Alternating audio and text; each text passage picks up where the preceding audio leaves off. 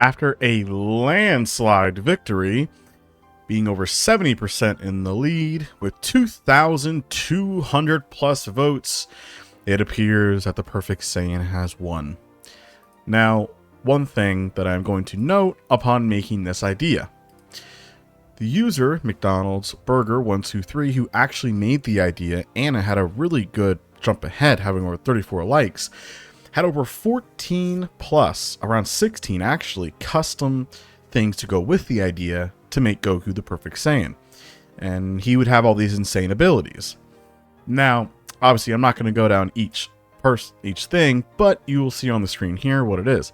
Unfortunately, I cannot do that, as that is way too OP, and I cannot make a story with that version of Goku, but I will still do it realistically for Goku being a Perfect Saiyan, and how the story would even play out.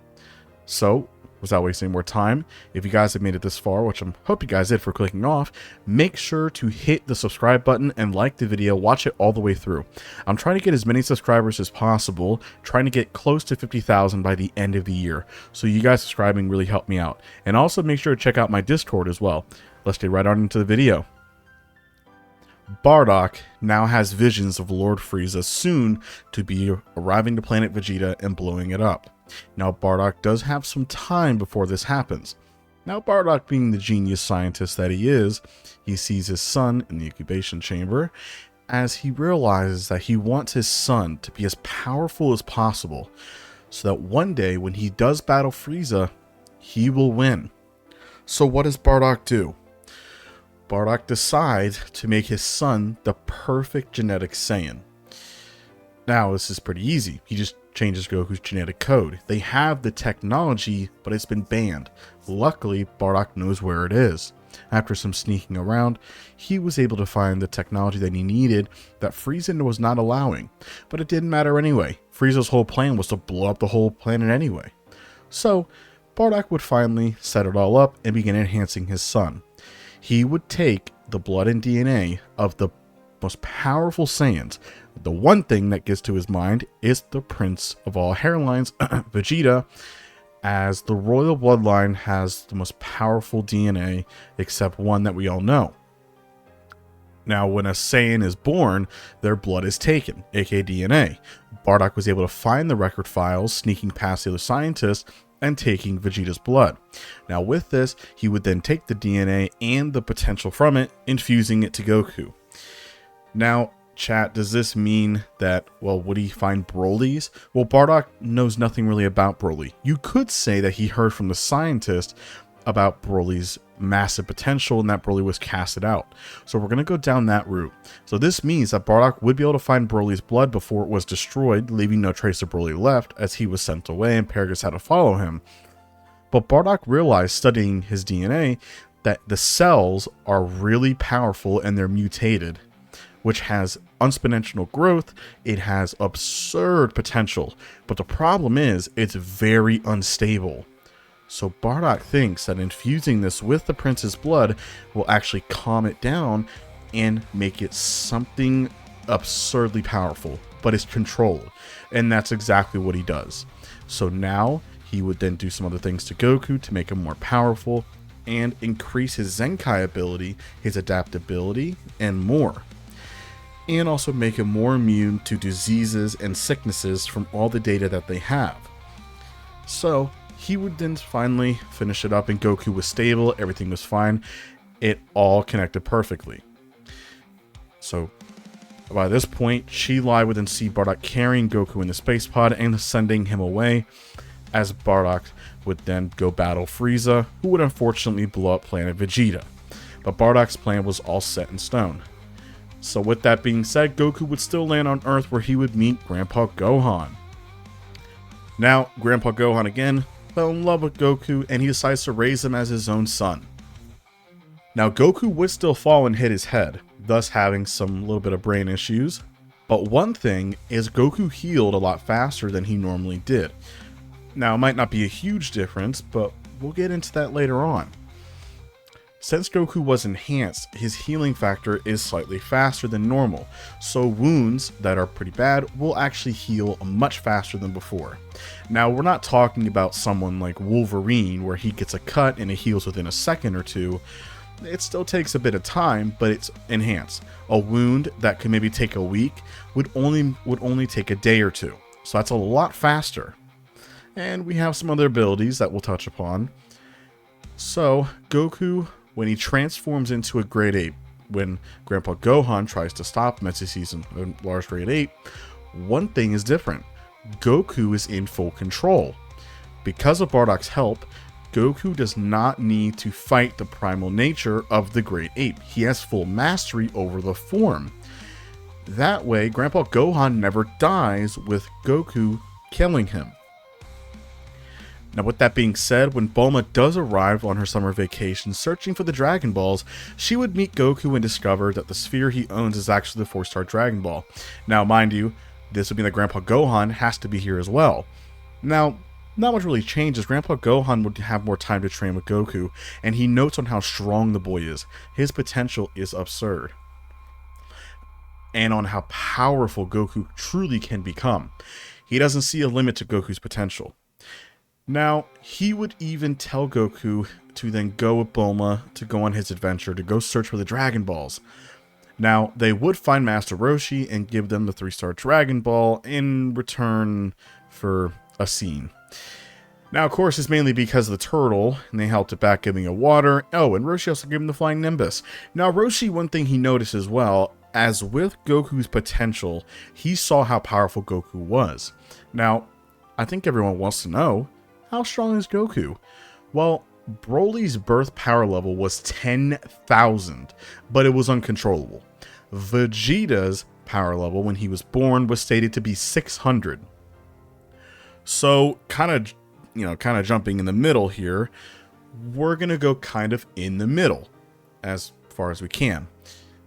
As, again, having him be stronger than Vegeta makes sense, but having him be a little bit weaker than Broly also makes sense because his ki is extremely uncontrollable. So, how strong would he be? Goku's power level would theoretically be 5,300. Now, some people might say, well, if Bardock enhanced Goku's power, wouldn't it just make him stronger than Broly? You can argue that, but the way I'm going is because Broly's power level is 10,000, which is already absurd. Imagine the fact that it's unstable. So Bardock found a safe ground, mixing it with Vegeta's blood, so it kind of dulled down the starting power level, but it's controllable. So Goku does not have crazy rage where he cannot control his power, and it's super dangerous. Now, since this is the case, when Goku was born with the power level 5,300 after being enhanced, with training with Grandpa Gohan, it was more so teaching him how to survive on his own and playing and enjoying his time.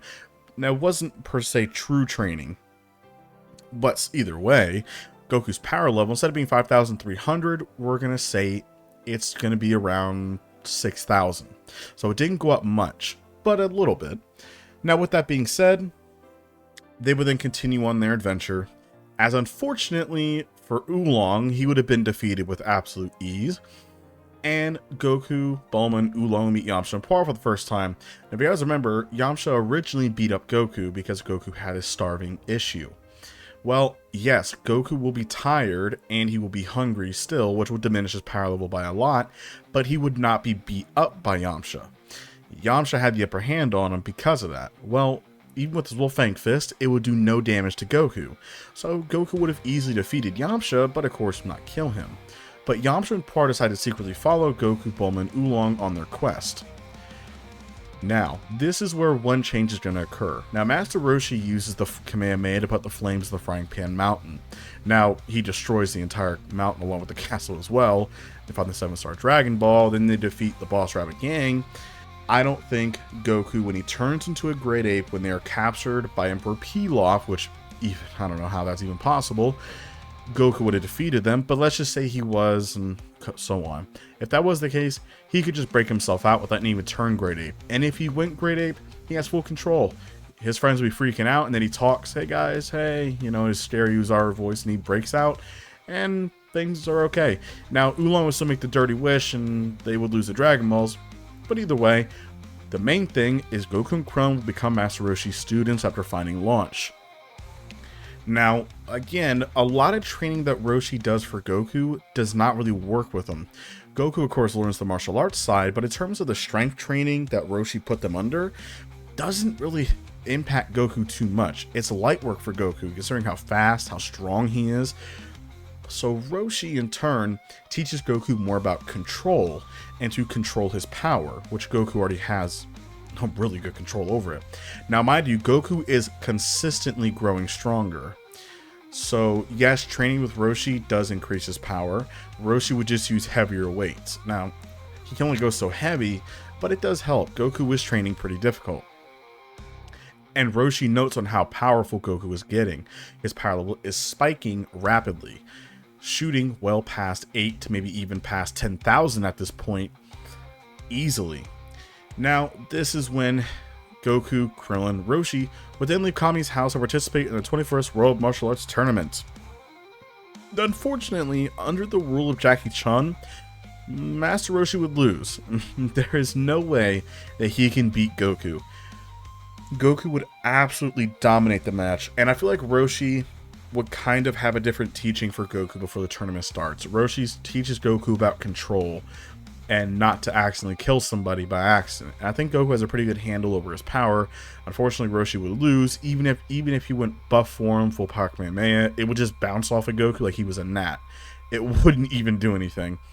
Now, Goku, if he did turn into a great ape, he would have full control, and Roshi would not need to blow up the moon. So Goku does keep his tail the entire time. Now, one thing that another Saiyan has a problem with is a lot of them have to train their tails. As if you grab a Saiyan's tail and it's not trained, you lose all your power. That would not happen here. And Goku's tail is as durable as him. So something like a simple katana, as if you guys remember, as Great Ape Vegeta had a power level of 160,000 plus, and Yajirobe could cut his tail off. That would not happen. He is as durable as his body is. So, unfortunately, it would not work. So his tail is even more durable than before, so it cannot be cut off. So he still has his tail, which only keeps his power level higher. Now, mind you, the entire time that Goku is sparring and he's just hanging around, he's getting stronger. His power level is spiking and spiking and spiking higher and higher. This means that he would have defeated the Red Ribbon Army with absolute ease, decimating them all. They would have no chance against Goku. He's way too powerful. Now, Goku would, of course, defeat Colonial Silver, end up at Jingle Village. He would take down Muscle Tower with ease. He would defeat General Blue, and he would also meet Penguin Village, where he would beat Ariel, but this time she wouldn't need to beat Blue by herself. And Mercenary Tao originally killed General Blue, but this time it would kind of be bad for Mercenary Tao. Goku would one-shot him and knock him out of the way. Goku would then go up to Scorn's Tower on his own, as he didn't really need anything else, just he already beat the Ribbon Army early, so he would just continue training for a long period of time under Korn, aka about a week. Before Fortuneteller Baba's battle arena would begin, he would beat everyone there, but he would reunite with his grandfather, who would not be there. Now, you can say maybe Grandpa Gohan passed away at this point, as it has been a little bit, but I still think he would be alive, as it hasn't been that long. So I really think that Spike the Devil Man would be the final opponent, and when he zaps Goku with his Devil Might Beam, which, by the way, is one of the most OP abilities in all of Dragon Ball, if you're evil, you're dead. Well, wouldn't work. Goku's pure of heart. Now, for the next 3 years, Goku would continue his training, when he would then swim to the Papa Island, where the 22nd World Martial Arts Tournament will be taking place. Goku has grown considerably stronger here. And by a lot, I mean a lot. He's been training hard. Now, we'll get into how strong he is about 1 second, when he absolutely slaps Tien out of his way, and it'd be a landslide victory. Okay, how strong is Goku? Well, what I said, Goku's power level was well over 10,000+ originally. That was about 3 years ago, because that was in age 750. This is 753. So Goku training for 3 years, pushing himself on his own, and he's plus 16+ years old. Goku is no joke. Goku's power level here, in my opinion, is pushing past 20 to 30,000 easily. Now, Mind you, the reason why Goku's power hasn't skyrocketed as it should be is because he doesn't really have anyone strong enough to really push him. You see, Dragon Ball training is weird. If you don't have the right environment, you train incorrectly, or you don't eat the right way, then you don't really get that much stronger. Now, it also goes for people who are, if you're so strong, there's no one to really push you, you kind of don't really grow in strength. Yes, you can train on your own, and you do grow stronger over time, but not as much as you would if you had the right tools, or if you also had somebody to push you as well. Goku has not had anyone touch his power. Goku is one-tapping everybody, and he's really bored actually. So he has no real motivation to get stronger. So that's where Goku's at. Now when Goku down the line, if he does meet characters or people that will push him, yes, he will push himself and be motivated, and then that again will really show his growth. Because Goku's goal is to become the strongest he can possibly be. He's continuously growing, but Goku's most powerful being on Earth, and he knows that he is. Because one thing, by the way, I forgot to mention, he can fly early. So Nimbus was cool, Goku did use it, but he didn't really need it, but he did like it. And on top of that, he has perfect ki sensing. So he doesn't really need a scouter, he doesn't really need anything just to rely on his own eyes. He's perfectly fine with sensing energy on his own. So Goku knows, as he sensed the whole planet, no one is stronger than him. He's the most powerful. And since that is the case, unfortunately for Krillin, he would have been killed by Tambourine still.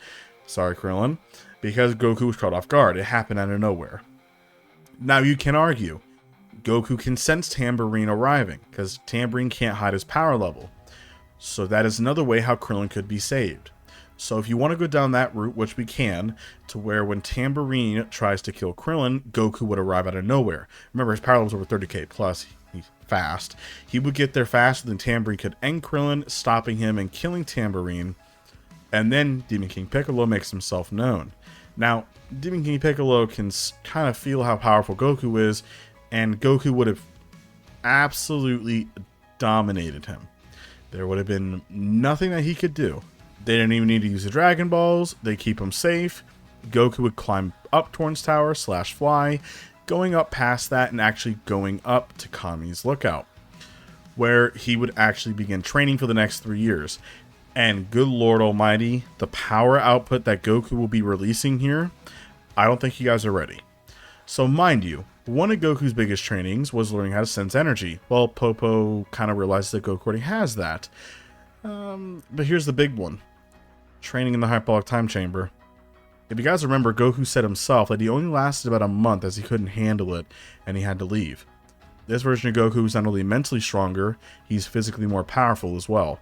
So how strong would he be if Goku stayed in the Hyperbolic Time Chamber for the whole year in the 10 times gravity?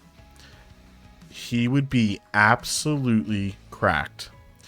Now, we don't know the actual multiplier for the Hyperbolic Time Chamber. Now, imagine throwing that in there with a Broly-Vegeta mixture potential.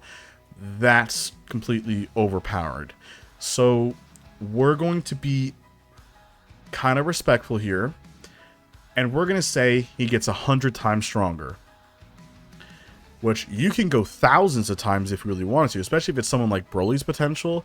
But we're going to say 100 times. We're lowballing him to the max because he's already getting too OP. Now, you could say that maybe a period of time it's more mental struggle for Goku because he is younger. But again, it's kind of overwhelming. So long story short, Goku's power level will be well over 300,000. And with that being said, he's now comparative to the likes of even the mighty Frieza in his first form. And he's only about 17 years old. So his power will really start spiking now that he's reaching his prime. And you'll see during the 5-year time skip, when he really reaches his prime age, how powerful he's actually going to get. You'll see in a little bit. Now, mind you, he's had nothing to push him yet. The Hyperbolic Time Chamber was good training. He trained in there for, almost a year, and he got his over 100 times stronger. That's absurd. Now, you could say thousands, but we're not going to. Now, by this point, Goku would take Gohan, would Gohan not be stronger? Realistically, yes, Gohan would be stronger. as Goku's S cells are also way higher because of being genetically enhanced. Now we'll touch upon the S cells in a moment, especially during the 5-year time skip that we just had. With how strong Goku's going to be, you guys are going to find out real quick. Real quick.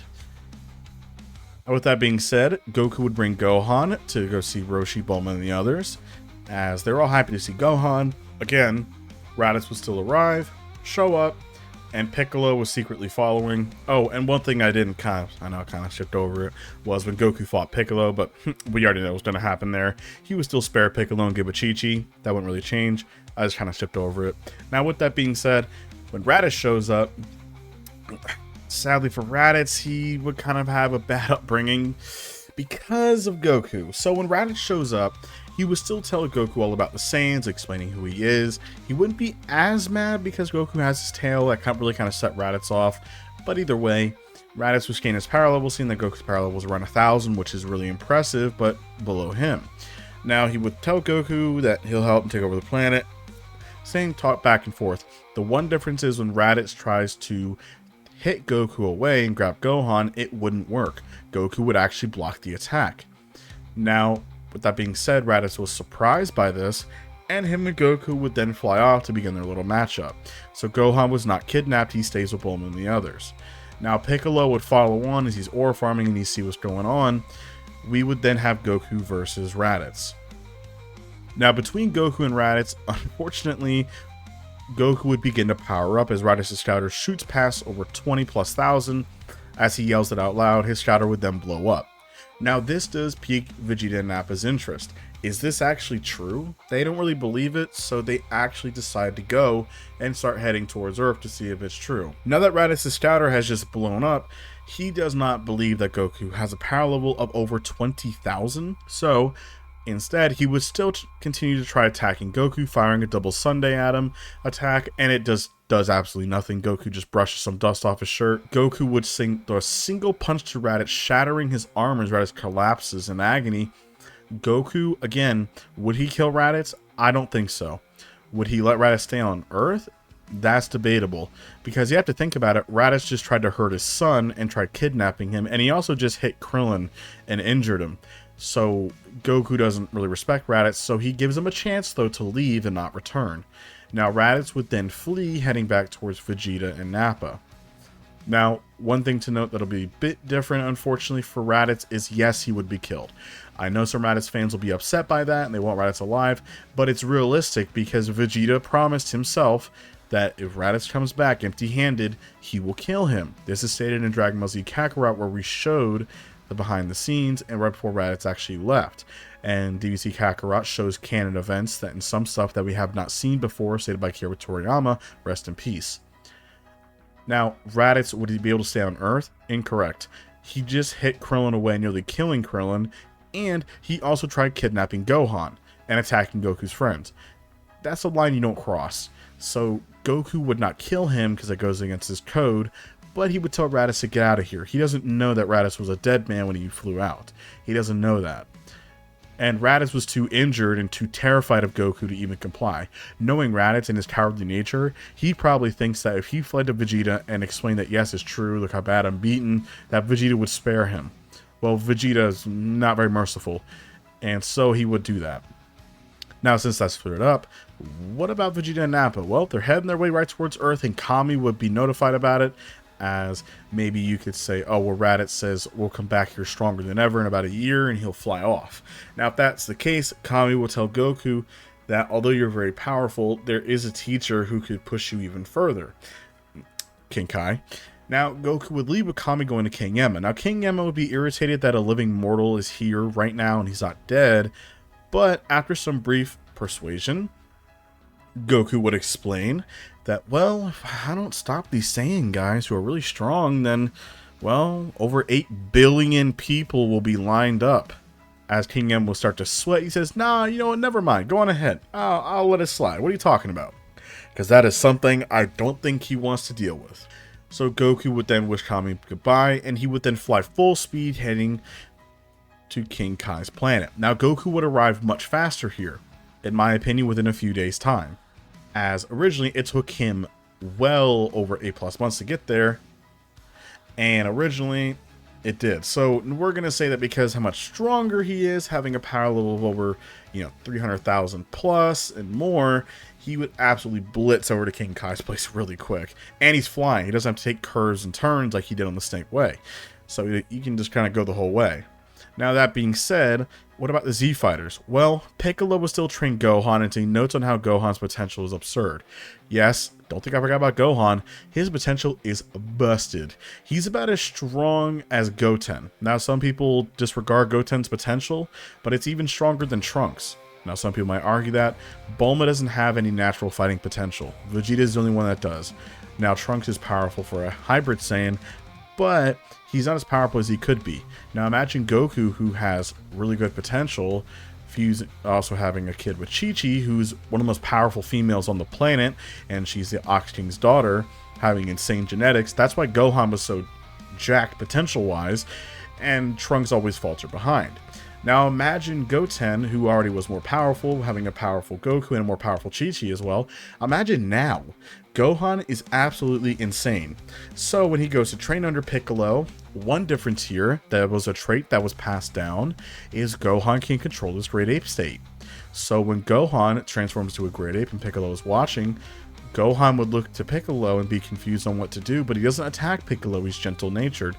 Piccolo would tell Gohan if he has full control, and he says, yes, I do. And Piccolo says, this is going to be difficult then, but okay. So Piccolo in turn will just wait out the night with Gohan as he reverts back to normal, as Piccolo would not remove Gohan's tail, but he would still give him the cool sword and gear that Gohan got, which I thought was one of the best fits that Gohan had. Now Gohan would continue his training with Piccolo, but Piccolo would note on how fast Gohan is progressing.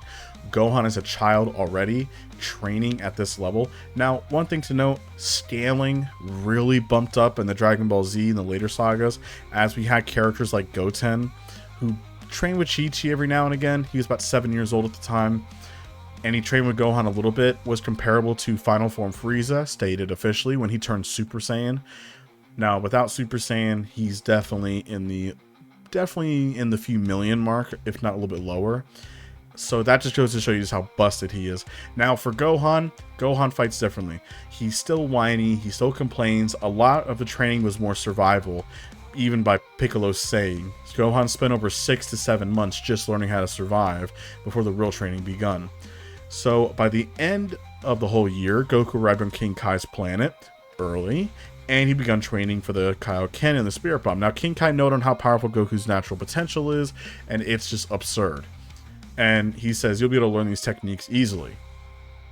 Now, with, again, Goku learned the Kaioken and Spirit Bomb, training on King Kai's world, having way more time, I think we're all where we kind of want to know, how strong are the characters now? Well, the Z Fighters are going to be the same exact level of power. The Earthlings and Piccolo. Now, you could say that Piccolo having a stronger Gohan, his power was a little bit higher, and I am going to agree. With Gohan naturally being a faster learner and naturally growing in power faster, he'd be able to keep up and push Piccolo a lot more during their fight. And so, Piccolo is in turn getting stronger. Now, we don't know the official power levels, but we know that Piccolo's power level was around 3,500. Now, we know that Nappa's power level, when he fought Piccolo, was at least 1,000 or 2,000 higher. I like to put Nappa's power level at roughly around 5,000 to maybe 6,000 at most. As Goku's power level at 8,000, he was treating Nappa like he was fodder. He was nothing. Now, what about Gohan? Well, Piccolo here, again, his power level is higher. I'm putting Piccolo's power level at 5,000. He would actually be able to match Nappa. Now, as for Gohan, Gohan's power level is actually 6,000. I know it's not a huge margin, but mind you, Gohan trains differently than Goku. Gohan, again, doesn't train like Goku, things like that. And Piccolo is a terrible teacher. He just beat the heck out of Gohan constantly and just threw him in the woods telling him to survive. But yes, Gohan's gotten really strong. The Earthlings are practically the same. You know, they're stronger than the Cybermen, most being around 2,000 plus power level. Now, when Vegeta and Nappa do show up and they plant Cybermen, the fight would be very different. Piccolo would be boxing it up with Nappa, but with Piccolo's superior fighting skills and his more tactical mindset, Piccolo would actually kill Nappa. How would he do this? Piccolo would then wrap his arm around Nappa, aka he can extend his arm, and he would quickly fire a special beam cannon, which bumps his power level up, and it actually kills Nappa, firing a beam right through him. Now, Gohan would help the Z Fighters kill the Cybermen, and he easily does, one-shotting each Cyberman like their fodder. So Gohan is actually doing some Super Saiyan 2 Gohan Cell Jr. action, just a bit more scared.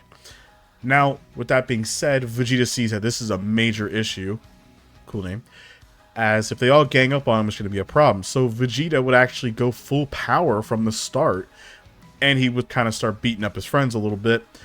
But the problem with that is he wouldn't have much time to. Piccolo and Gohan can hold their own together before Goku arrives. Goku arrives a little bit faster here on time. Now, none of the Z Fighters have died because the Cybermen did not blow anybody up because Gohan helped them. Goku has arrived. Goku, being much more powerful and faster, gets here on time as he walks towards Vegeta with pure aura looming off his body. Now, I think people want to know, how strong is Goku himself? Well, you have to look at a few things. Number one, Goku trained for about 3 months. If you want to highball it and say that he trained for the whole year, he was kind of pushed, I would definitely increase it at least by 4 to 5 times. On top of the fact that his potential is higher, so you can increase it by 100 times if you want to. And that's exactly what we're going to do. Goku's new power level, are you guys ready to hear this, is going to be over 100 million. No, whoa, Major Dragon, that's way too strong. That is way too OP. Goku cannot be that powerful, right? Well, that's only a 333 times boost. You have to remember one thing. Goku trained for 3 months, and that's around 18.8. He had more time, pretty much the full 12 months to train. On top of that, and that's way higher. That's bumping up multiple times. On top of the fact that Goku's potential is relative to Broly and Vegeta's. Realistically, Goku should be thousands of times stronger. His power level should be in the high millions to billions. But I'm putting his power level at 100 million. Now, people are literally mind-boggled with how strong Goku is. As Goku is still suppressed massively, his power level suppressed is around 100,000. Now, also another thing to note, people might seem to forget that Goku has his tail, so his mastery and his power ups are even better. On top of the fact that Goku as well can also have faster growth because of his tail, because it's their full potential. So when Vegeta sees Goku, he already knew he was cooked, but Vegeta's not one to give up, so he would continuously attack Goku to give him everything he had. Does nothing. Vegeta can't turn into a grade 8 because, again, Goku would just beat him. Now Goku, he wants to make a point to Vegeta. His power level shooting past up to 100,000, past to 500,000, a million, 10 million, 20 million, 30 million, 50 million, 100 million, and Vegeta's just absolutely ripping his hair out as his scouter's gone, but he can feel the pressure of energy that Goku's releasing. But Goku would continue to power up. Major Dragon, what's happening? Oh, you know what's happening. His hair would then flicker a greenish color, and Goku would transform into a Super Saiyan Type C. Now, one thing to note, Broly's version of Super Saiyan, when he actually controls it, is just absurd. He does get a bit bulkier in size and a bit taller, but he missing his pupils when he kind of loses control. But this version of Goku, he has control over it. So it is his own grade of Super Saiyan. Goku actually grows a few inches taller and a little bit more muscle mass. I would say he looks muscle mass wise like he did on Namek when he fought Frieza in his Super Saiyan form. So he jacked. And he's a couple inches taller. Instead of being about 5'9", he's maybe about 6'2". So he's a little bit bigger. Now, that being said, he does have his pupils and he is in full control. Now, his hair is not full-on green. It's a tinge of green, mixed in with yellow. Now, he can push it further if he wants to, but I don't think he'll do that just yet. He can go full power, which then he bulks up even more than size, growing an extra foot in height, being nearly 7 foot tall, being even bulkier, and having his green hair. Again, he can control that power. Because of Vegeta's blood mixing around and Bardock helping it out, Goku can control this energy. Now, how strong is Goku? Well, we know that Broly's Super Saiyan is at least base at 50 times. So we're going to say the same thing for Goku, so do the math of how strong Goku is now with the power level 100 million times 50. So this means that Goku's super duper extra prepared, because there's nothing, absolutely nothing that Vegeta, not even Frieza, can do, and Vegeta would just leave. He knows he cannot match Goku, he would have to flee, and he decides to dip out because Goku's the legendary Super Saiyan. Or would Vegeta leave? Well, I think Vegeta would accept defeat immediately, and he asks for mercy. Goku, of course, would transform back to normal, and he gives it to Vegeta because that's how Goku is. And Vegeta says, Kakarot, you're a Super Saiyan. I just saw it. And he says, with that power, you'll be able to beat Frieza. And Goku has heard about Frieza before. He knows Frieza's a bad guy. And so Vegeta actually asked Kakarot for help. He says that Frieza is, with that power, you can beat Frieza and end this. As he said that Frieza forced me to. I didn't have a choice. And he says that if me and Nappa failed this mission, Frieza's going to be heading his way to Earth anyway. So he tells Kakarot to come with him to outer space and to fight Frieza. Now, the Z Fighters are all against this, but Goku actually says yes. This is Goku's nature. He's always willing to help people. It does make him gullible and can get him in trouble, but he also wants to fight Frieza. Vegeta can take him to Frieza and give him a true challenge, and he wants to battle him. And as well, he knows how evil Frieza is. King Kai had more time to teach Goku about Frieza and what he's done, and Goku hates him, so Goku wants to go stop Frieza from pillaging planets. Now he tells Vegeta, but there's no funny business, right? And he says, no, there's not. There's nothing I can do to you. You're a Super Saiyan. I can't match your power. So Vegeta would let Goku use Nappa's space pod, and they would then go out into space. Now, Vegeta said that we're going to head to planet Frieza 79. It's going to take us about 2 weeks to get there. And Goku says no problem, and they go on out into space. Now, when they head out into space, they would then land on planet Frieza 79. They then meet Frieza himself, who was wondering where Vegeta was, and he sees a new Saiyan with him. Interesting. Where's Nappa? And Vegeta would then tell Frieza that your time is over. So we last ended with Vegeta and Nappa being defeated, and Vegeta caused some issues. Now Vegeta then returned back and was able to get Kakarot to join his side temporarily. Not in a bad way. It was a mutual agreement, as Goku wants to beat Frieza. Now, Goku doesn't have any issues with Frieza personally, because he never met the guy, but he knows how evil Frieza is. He knows that Frieza is killing countless people with no care. He's a threat. He also killed off the Saiyans, and etc. So Frieza's very dangerous. And Vegeta also kind of tricks Goku a little bit, explaining that Frieza will find out that our mission failed. He's going to send his men here, the Ginyu Force, and then he'll come himself. And then Frieza can destroy everything. And he says that if you help me, you'll get the fight that you want as well. Goku is true. He's very bored. Goku has had no true challenge. I mean, look at how strong Goku is already, and then mix that on top of his quote-unquote mixed custom Super Saiyan form that we just talked about last time.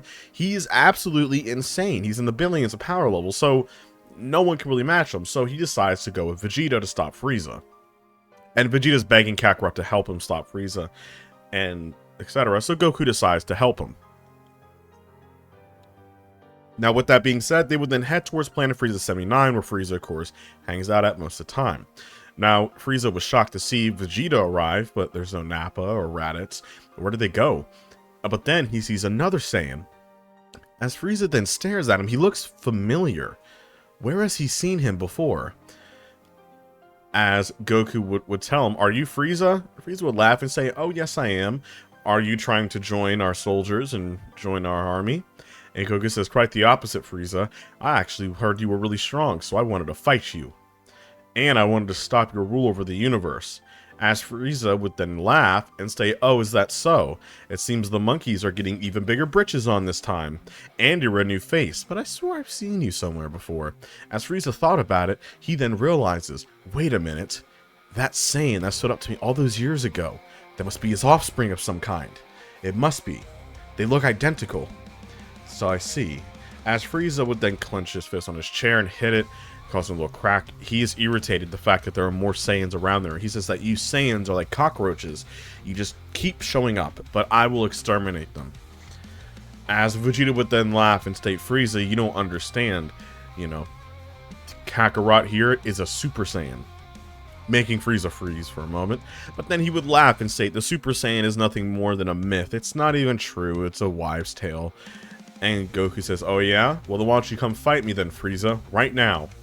And Frieza says, I have no indication of fighting you with a power level of over 10,000. It's quite impressive, but mine is over 530,000. As Frieza tapped his shoulder, he scanned Goku's power level. But now, mind you, Goku's power level is suppressed, and Vegeta can suppress his power level too. Now, we know that Vegeta's power level is in the 30 to 40,000 range because, again, he got a Zenkai buff.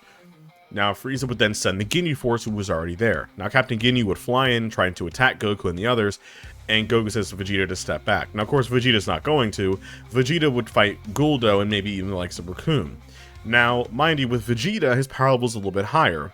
Now, I put Vegeta's power level in the original was around 30,000, Raccoon's around 40,000, and Vegeta was able to do pretty decently. Now, as for Vegeta here, he's stronger. Why? Because he fought a much stronger opponent and got a bigger Zenkai buff. That's how Saiyans work when they go up against a bigger adversary. So Vegeta's power level is between 40 to 50,000, which is really high. He would be able to fight Guldo, killing him pretty much instantly, as Guldo couldn't hold his breath for long enough. And then for Raccoon, he would actually attack Raccoon and overwhelm him, defeating him. Now, Jace, Birder, and Captain Ginyu are all attacking Goku. Now, Goku is fighting all three of them with absolute ease. Now, when they tried scanning his power level, it still showed 10,000. They don't understand what is going on. As Frieza's watching, he's very interested. Now, he is surprised that Vegeta was actually able to defeat Raccoon so easily. And mind you, Goku does have emergency sensu beans in case anything gets really bad.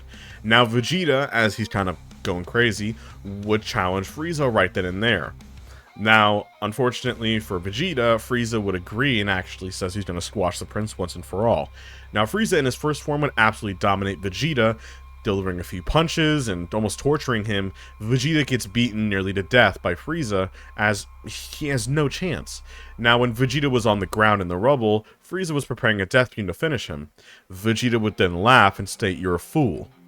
And Frieza would wonder what he's talking about, as Vegeta then eats one of the sensu beans that Goku gave him as an emergency.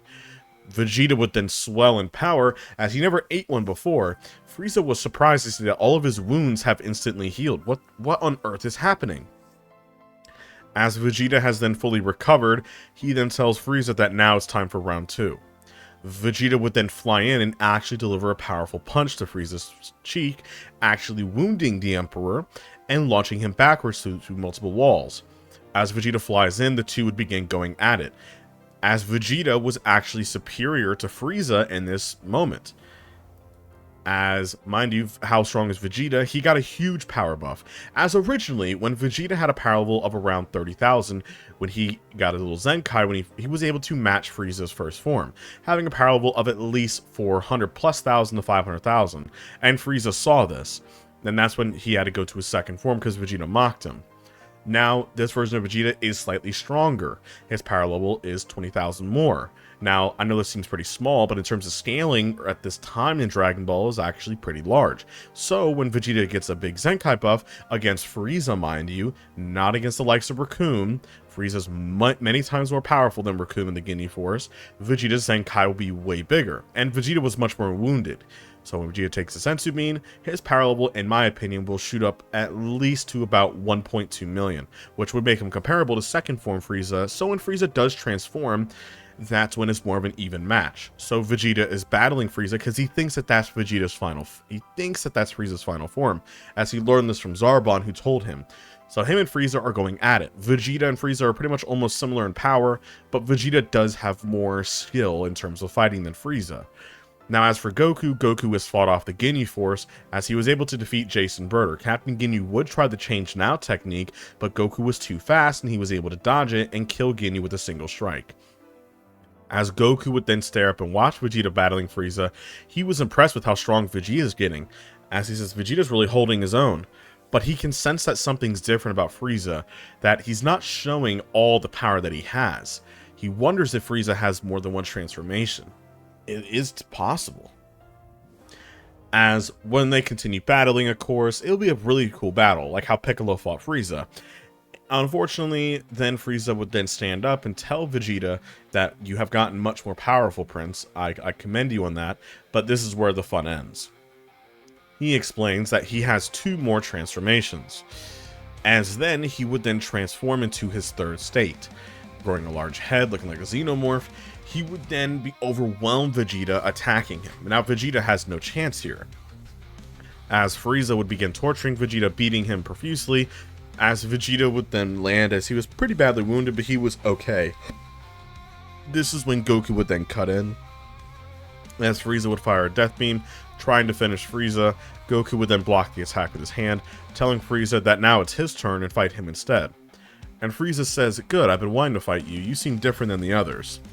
As Goku would then land down on the ground, same with Frieza, the two would then go at it. Now Frieza would fire death beams at Goku, who would block them with absolutely no issue. Goku would then fly in, delivering a powerful kick to Frieza's stomach, which would make Frieza spit blood everywhere and collapse.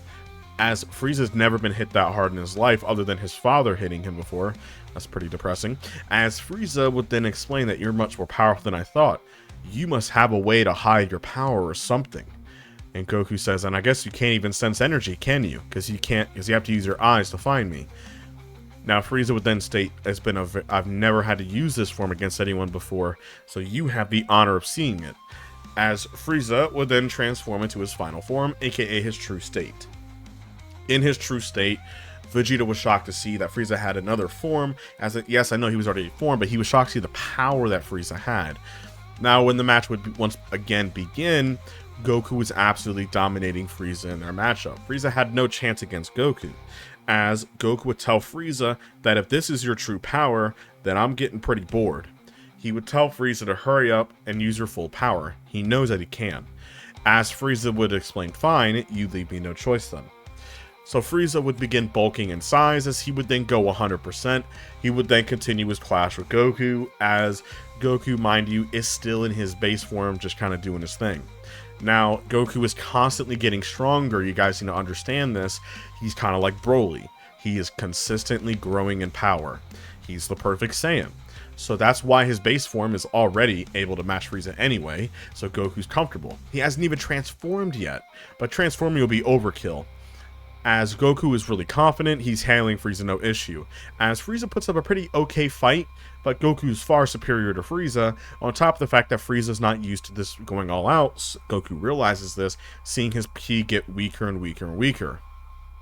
And so, we would then have Frieza, who is running out of stamina. Goku would then stand up and tell Frieza that it's done. He would have the same speech that he did against Frieza when he fought him on Destroyed Namek. He would tell Frieza that his pride is shot, and in the end, that's good enough for him. And he says, your days of terror in the universe are over. I don't ever want to see your face again. And he says, never do evil deeds one more. And he would then leave, walking towards Vegeta. Vegeta says, Kakarot, you're an idiot. Frieza will never give up. As, of course, he was right. As we would then see Vegeta get nearly death beamed by Frieza, but Goku blocked it. And he would growl at Frieza, saying, I gave you one chance to walk away and you blew it. So Goku was angry. He would actually transform. Bulking in size, growing a few inches in height, Frieza was in shock to see Goku's form. He was a Super Saiyan. Impossible. As Vegeta was then laughing, explaining that Frieza's not dead, as he was waiting to see this day. A Super Saiyan, defeating Frieza. Now, mind you, Vegeta's of course a little mad that it wasn't him, but he respects that Kakarot is the legend, to a degree. So, because Goku's so strong, it's ridiculous. Goku's power was in the billions plus. Frieza's killed.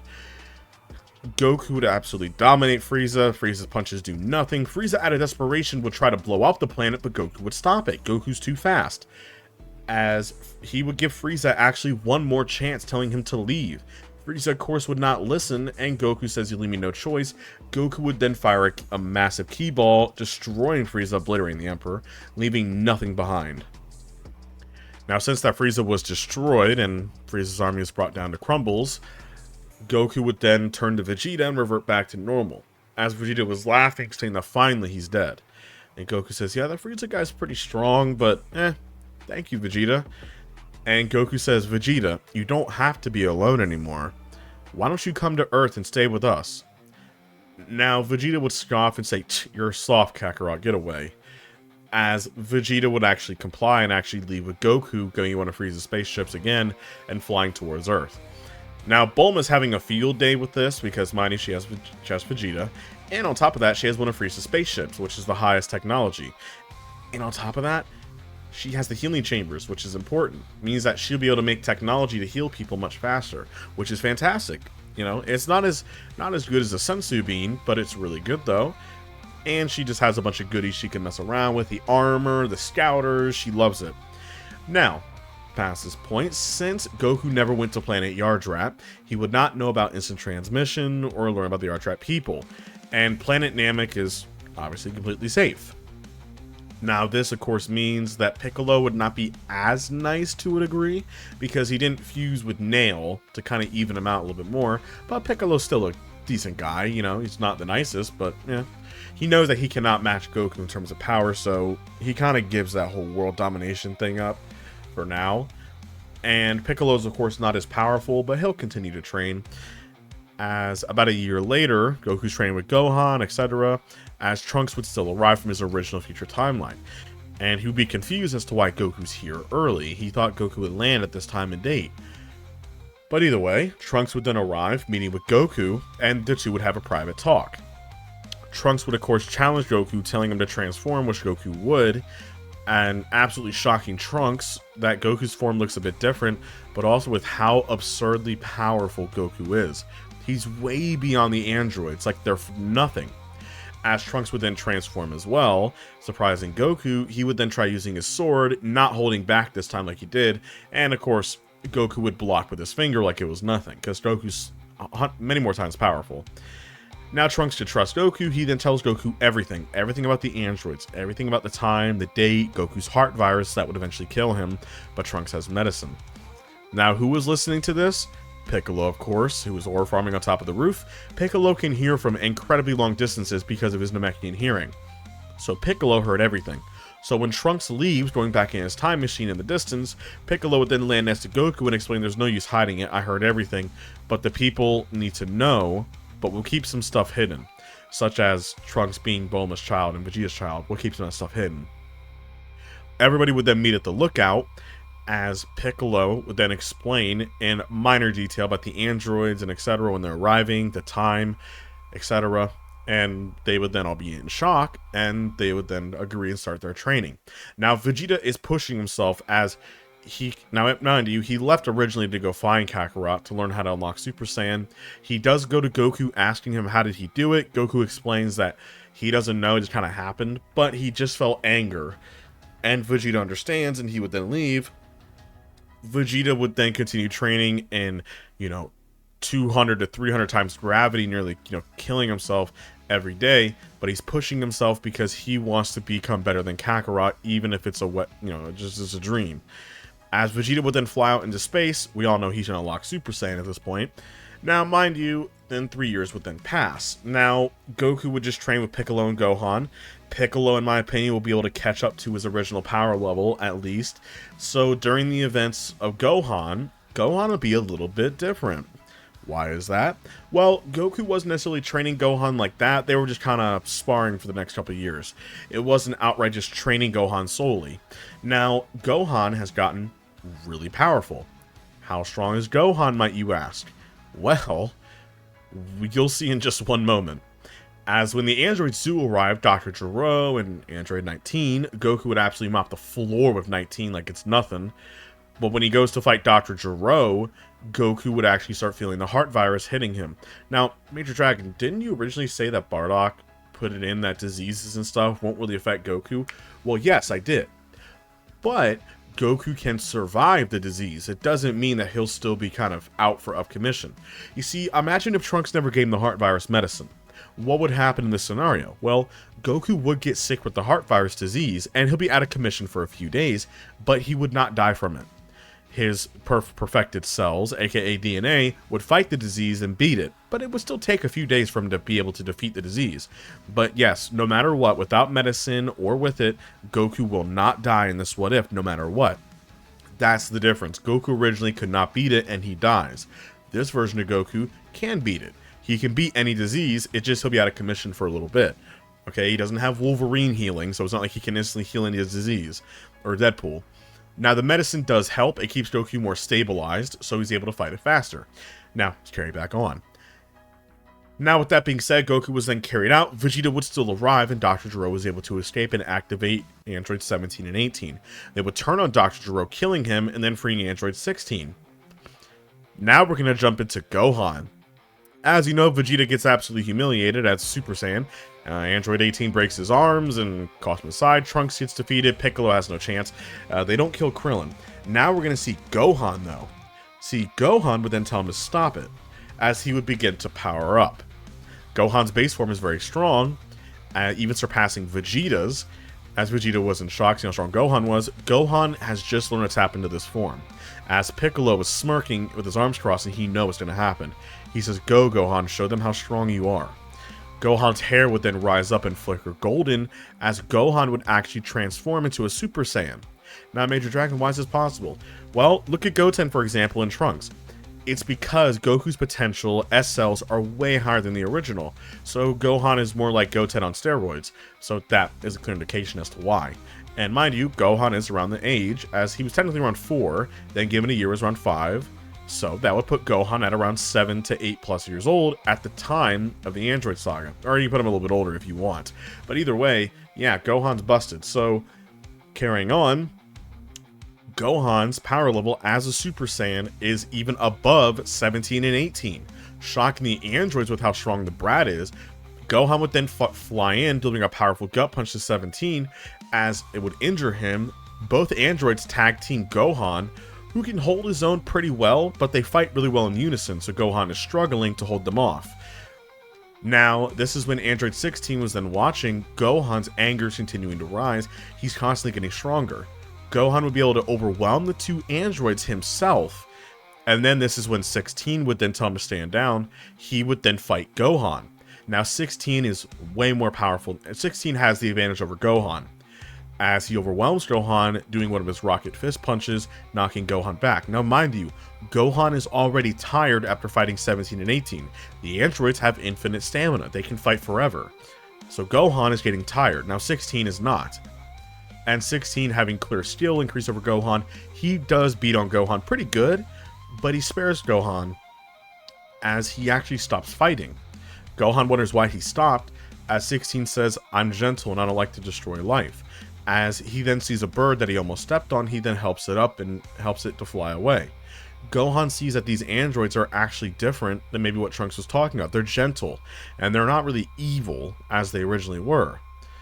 As Gohan would then revert back to normal, Piccolo would then pick Gohan up and unconscious, as the androids would then go off and go do their own thing. Now, mind you, 17 and 18 were shocked that Gohan and them were able to match them. They decided to dip out, as remember, Piccolo would then take Gohan up to Kami's lookout, where Kami tells Piccolo that they need to fuse. And Piccolo says, "If we do, the Dragon Balls are going to turn to stone." And Kami says, "I know." And he says, "But take this information, Piccolo. When we fuse, I want you to go to our home world, planet Namek. Find one of the Namekians there. They must help us. You'll be able to find another Dragon Clan member who can make us a set of Dragon Balls. And find a new Guardian of Earth." Piccolo would then agree, and they would then fuse. Now, with Piccolo's new power, Piccolo was relative to Android 17 like the original, so when he goes to find 17 on one of the islands, and they fly off to go do their incredible match. Now, 17 would be a bit different. He's a bit shook because of what Gohan did, so he's a bit more irritable. Now, Piccolo says that what Gohan said is true, you're not as evil, then come with me to Capsule Corp, we can work this out. Now, 17 says, "I'm tired of people just trying to tell me what to do. You're not the one to tell me what to do, man." As, of course, 18 was actually okay with going to Capsule Corp. Maybe they could help them. 16 agrees, but 17 is hard-headed, just like the original. So he would start attacking Piccolo, and the two would then go at it. As 17's pride was a little bit hurt, he got beat up by a kid. Now, him and Piccolo's fight was pretty dead-even match. 17 was outlasting Piccolo in the matchup, but they had one problem. Cell. Cell has now arrived, as he would then trick Piccolo by hurting him pretty bad, as they were weakened. Now, 17 would, of course, try to fly in and beat Cell, but Cell would do Solar Flare. trick 17 and absorb him, thus becoming semi-perfect Cell. He would then go after Android 18, but they were able to escape just in time. Now that they were in hiding, Cell would begin looking around. Now, at this point, Vegeta and Trunks has already stepped into the room of Spirit in time. Vegeta's trying to find a way to surpass Kakarot and unlock the next level of Super Saiyan as him and Trunks train. Now, Vegeta would step out, as the same events would happen with Tien and everything else. That all would have gone the same. And by this point, Vegeta would still fight Semi-Perfect Cell. Also, Krillin would have also destroyed the remote that could have deactivated Android 18 because he's they're not evil, and he needs his robotic wife. Now, mind you, with Vegeta, he would still make a dumb mistake. He would still let Cell absorb Android 18 even after their matchup. Which means that, well, I think you already know, Cell would become perfect, and with Perfect Cell, he would then absolutely dominate Vegeta in their matchup. Even when Vegeta uses the final flash, would actually hurt Cell, but he would just instantly recover and he was fine. And so Cell would kill Vegeta, almost. Mainly killed his pride. Trunks would then arrive and go into his Ultra Super Saiyan form, or Grade 3, bulking up in size, looking like the Wish version of Broly, but unfortunately for Trunks, his strength was very impressive, but his speed was horrible. And Cell was holding back, still Cell would beat Trunks, and he decides to spare them, and because he wants to fight Goku mainly, so he decides to basically let them go. Now, Cell has it more personal for Goku, because he knows from Dr. Gero's studies and DNA that Goku was classed by Dr. Gero as the perfect Saiyan. If that was the case, Goku, who is the perfect warrior? Who is? And he wants to find out. So, Goku has already awoken from the heart virus, and he knows that he can go fight Cell right now, but why not take the time to be extra prepared? Now, Goku, realistically, if you wanted to have a truth, honest power scaling, if Goku wanted to right now, if he went to fight Cell just as he is, he could actually beat Cell. Goku can beat Cell pretty, I wouldn't say pretty easily, but with a pretty decent fight, he would actually be able to match Cell. But he does want to take the time to be prepared, because he knows how strong Cell is, he knows Cell's no joke, and if Cell has his DNA, that could be a problem. So, he's going to train Gohan up as well. They want to be extra safe. What's wrong with being extra safe? So Goku and Gohan would then step inside the Room of Spirit in time and train for 1 year straight. With Gohan bouncing off of Goku together, oh my goodness, their power levels are busted. Now, I'm going to take a note on this, as people, I don't think you guys are going to realize how strong this character is about to be. When they do step out, they're still suppressed, but Vegeta literally falls to his knees in shock with how powerful he can sense Gohan and Gohan. Gohan and Goku. Cell can even sense it, and he's kind of sweating, and they're suppressed.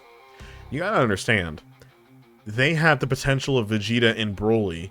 Gohan's a half Saiyan, his potential is even higher than his father's, and they bounce off each other in training. Yeah. Now, of course, Goku taught Gohan how to master a Super Saiyan form. Goku, of course, has fully mastered his. They don't even need their Super Saiyan forms to beat Cell. I'm telling you right now. Their base forms, are you ready? Are as powerful as Majin Buu. Easy. I'm talking Fat Buu or Super Saiyan 3 Goku in their base forms. And they're suppressed. Oh yeah. And Gohan is actually slightly stronger than Goku.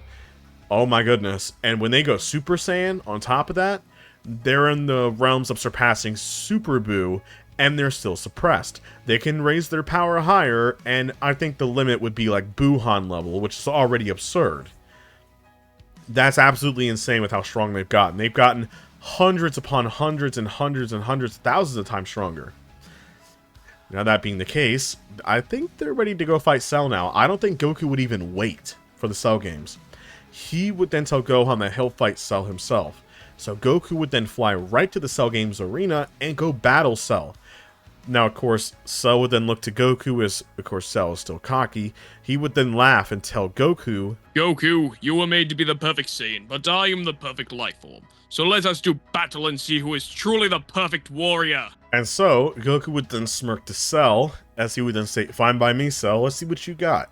Now, Goku's in base form, mind you, so when Cell goes to attack Goku, Goku is heavily suppressed, and they're matching up pretty well. He would then tell Cell to give everything that you have. Cell would, of course, give Goku the opportunity to see his full power. As Goku says, "You're pretty strong, Cell, that's impressive." As Goku would then power up his base form to his full strength, Cell would literally nearly shit himself. As Cell says, "That's impossible. I am the perfect being." And he says, "I guess you're not." As even Gohan was watching, smiling, Gohan knows that he can even beat Cell himself easily. Vegeta is absolutely traumatized with seeing how strong Goku is, and Gohan as well. They're beyond anything Vegeta's ever seen. They are not normal, they're freaks of nature. Goku would then deliver a powerful gut punch to Cell. Now Cell would then actually spit out 17 and 18. Now, Major Dragon, how's that possible? Well, if you guys remember, Cell originally had about 11 days, so 17 was absorbed about nearly a day before 18 was. So I think that Android 18 was right there about to be completely absorbed, which means that they can't be saved. But since this is only about a day or two later, the androids are still there. So Goku was able to deliver such a powerful punch to Cell that 17 and 18 were spat out. As then 16 and Krillin would then save them, pulling them away, Cell was reverted back to his first form. Now, Goku would then fire a powerful ki blast at Cell, blowing him to literally nothing. Now, they think that they won, but Goku then realizes that, wait, Cell can heal, can he? And he says, okay. Cell would actually completely... There was one Cell left, funny enough, and he would actually rejuvenate, going back into his perfected form, and he's super perfected now, because of what Goku did. Now, of course, Cell is multiple times stronger, but Goku would then smirk to Cell, saying, "Wow, Cell, you came back even more powerful. That's impressive." And Cell says, "Yes, I have. And now I might be able to match you in power." But Cell's not going to take any chances. Cell would then charge a Solar Kamehameha, ready to blow everything to pieces. Goku would then smirk as he says, "Alright, Cell, if you want to play that game, let's see what you can do." Now, Goku's not going to sit there and play game Cell too long. He fires his own Kamehameha right at Cell as the two would then clash. But Goku was completely calm, not even sweating at all. Cell was putting everything he had in the blast, but Goku was just casual because of how strong he is. Goku would then say, "Goodbye, Cell. I wish you the best." As he said, if it went the other way around, you could have been a good person. As Goku would then put more power into it, the blast would instantly incinerate Cell's Kamehameha and completely incinerate Cell. There is 0 traces left. He's completely vanished. Cell's dead.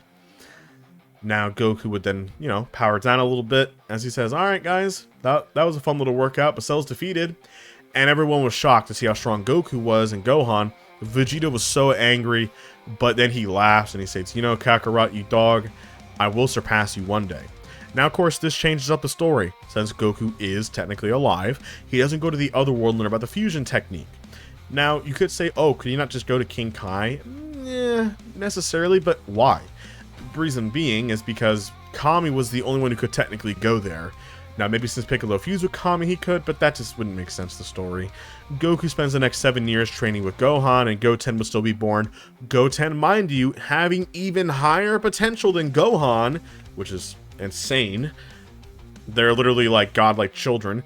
And Goku being around to train Gohan and Goten more, Gohan does go into studying more. But he doesn't slack off. As for Goten, Goten is absurdly powerful. As for Vegeta, he still trains with Trunks, doing his thing. Vegeta has accepted that Kakarot is #1.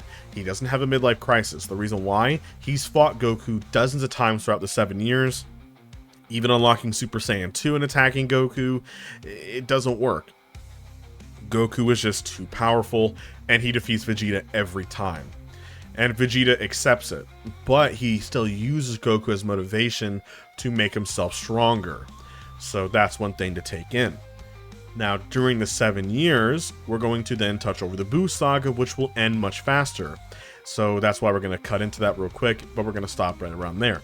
So with the Buu Saga, unfortunately for Babidi, when Goku does meet, the Supreme Kai and the others, Gohan would still be met by Videl.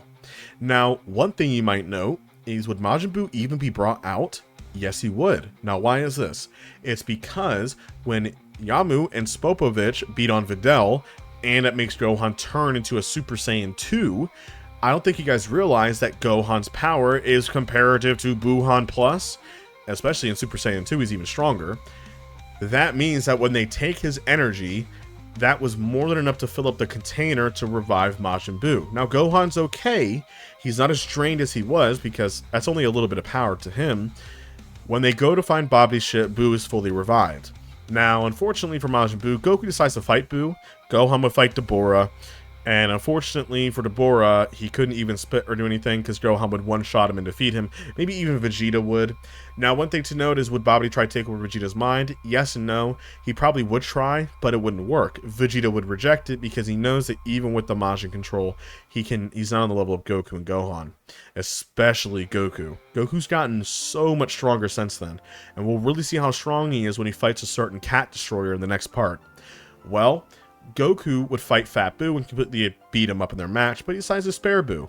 So the same scenes would happen to where Buu would then meet Mr. Satan. Mr. Satan was shot. Buu splits, turns into Evil Buu. Evil Buu then beats Fat Buu, becoming Super Buu. And Goku would then battle Super Buu, purposely get absorbed, but he can key shield himself. He goes through Buu's body to save him. He would then find Fat Buu there. For finding Fat Buu, he would then rip Buu out and free him, thus having Kid Buu. Now, Kid Buu would then try to blow up planet Earth like he originally did within a few seconds, but Goku is way more powerful. He is able to then stop the blast and fight Kid Buu. Now, he's being cautious because of Earth, so they fight out near space, but Kid Buu has no chance against Goku. Goku with the powerful beam would completely incinerate Kid Buu, leaving no trace, and Fat Buu was kept alive and everything was peaceful. So there we go. We kind of just jumped across the Buu Saga because that's what would honestly happen. Goku and even Gohan by himself can obliterate anything. Now, if you wanted to go really dark and say, what if Super Buu tricked the Z Fighters and he was able to absorb Gohan? That would be a bit more of a fun battle, but remind you, Goku's been training for 7 years nonstop. Goku's power level is far above Buuhan. And I'm saying this now, he is way stronger than Super Saiyan Vegeta by a landslide. He would dominate Buuhan. Even though Buuhan is way more powerful, it wouldn't have mattered. Goku would just be purposely absorbed and just free Gohan and Buu. So the same thing would have happened either way. The story last ended with Son Goku defeating the likes of Majin Buu and Goma. Now, what I said before, Goku is absurdly powerful. But there's one issue for Goku. Boredom. Goku has not had a challenge in so long. He hasn't had someone to really push his limits. Someone to really give Goku the fight that he's been looking for. Imagine this. Imagine being so strong that nothing could stop you. And while yes, Goku's natural potential is so absurd because he's the perfect Saiyan, that his natural growth is insane. But imagine if he had a goal, something to surpass, something to push him. Imagine how powerful Goku can become. And we're going to dive into it in this part of the story when Lord Beerus has awoken. Now, Lord Beerus would have dreams of a being that could maybe surpass him, a being that could rival his power. Of course, he struggled to remember the name as he pondered, did a big sigh, and walked along. As he spoke to the Oracle Fish and Whis for eating, he finally remembers it. It's the Super Saiyan God. That's it. A being to give him a challenge he's been looking for. So Beerus himself would find out that Frieza was killed. This would shock him, as Whis would explain that he was killed by a Saiyan known as Son Goku. And apparently he's a perfectly genetically modified Saiyan. And that he has the potential to maybe even rival you. Now, of course, this piques his interest massively, and he wants to go see this if this is possible. A Saiyan? That powerful? This can't be true. And he explains, does this mortal have God Ki of any kind? And Whis says, I don't know, my lord, but from what I can see, it doesn't seem he possesses any form of God energy, but we would have to go see for ourselves. And of course, Beerus is interested, and so they go. Now, Beerus would arrive on Earth, as Goku would not be on King Kai's world at this time. Goku would be celebrating Bulma's 38th birthday party. Now, Beerus would initially want to fight Goku immediately, but I think the smell of food would kind of entice him first. He says, pause on fighting. I want to have food. Now, originally, Majin Buu was the reason why Beerus got upset. Now, we know that in the anime, aka TV show version, Dragon Ball Super, not the movie, Beerus had the pudding knocked out of his hand by Goten and Trunks. Well, we're going to say in this scenario, that doesn't even happen. So, since that is the case, Goku would then be ready to fight Beerus, who's satisfied from the food for now. He's eager to fight Goku. As he checked Goku out, seeing his potential, he can sense him, and he notes on how amazing he is. For a mortal, he's not normal. So he decides to fight Goku first. But his main goal is to fight him with God Ki, and he wants to see if he has it or not. He doesn't sense any initially, maybe the Saiyan's hiding it. So Goku would of course fight in base form. Now mind you, just base form Goku is relative to likes of Buhan / Vegito, easily, maybe even higher than that. So he does okay, but Beerus is unimpressed. Beerus says, why don't you turn into one of those, what was it called, Whis? Super thing? Saiyan. A Super Saiyan, yes. Turn into one of those. I want to see what it's all about. You were able to beat Frieza with it, right? So Goku would transform into his own version of a Super Saiyan that we all know. And he's bulkier in size, his hair is a little bit more greenish in color, and he has no eyes. Now, mind you, this version Goku has it controlled, so he does have pupils when he transforms. Beerus is amazed by his power. Now this is what he's talking about. For a mortal, having this much raw energy is impressive. So Beerus tells Goku to not hold back. As their battle would commence, Goku is attacking Beerus, but Goku's still holding back, but Beerus is seemingly handling all these attacks like they're nothing. Their fight would continue nearly out in space, and Beerus would look at Goku and state, "You've never had a challenge, haven't you?" As Beerus would then look to Goku and say, "You've never had someone to really push you before, haven't they?" I know what you feel like, Goku. Your entire life, you've never had someone to push your power. You've been on top for so long.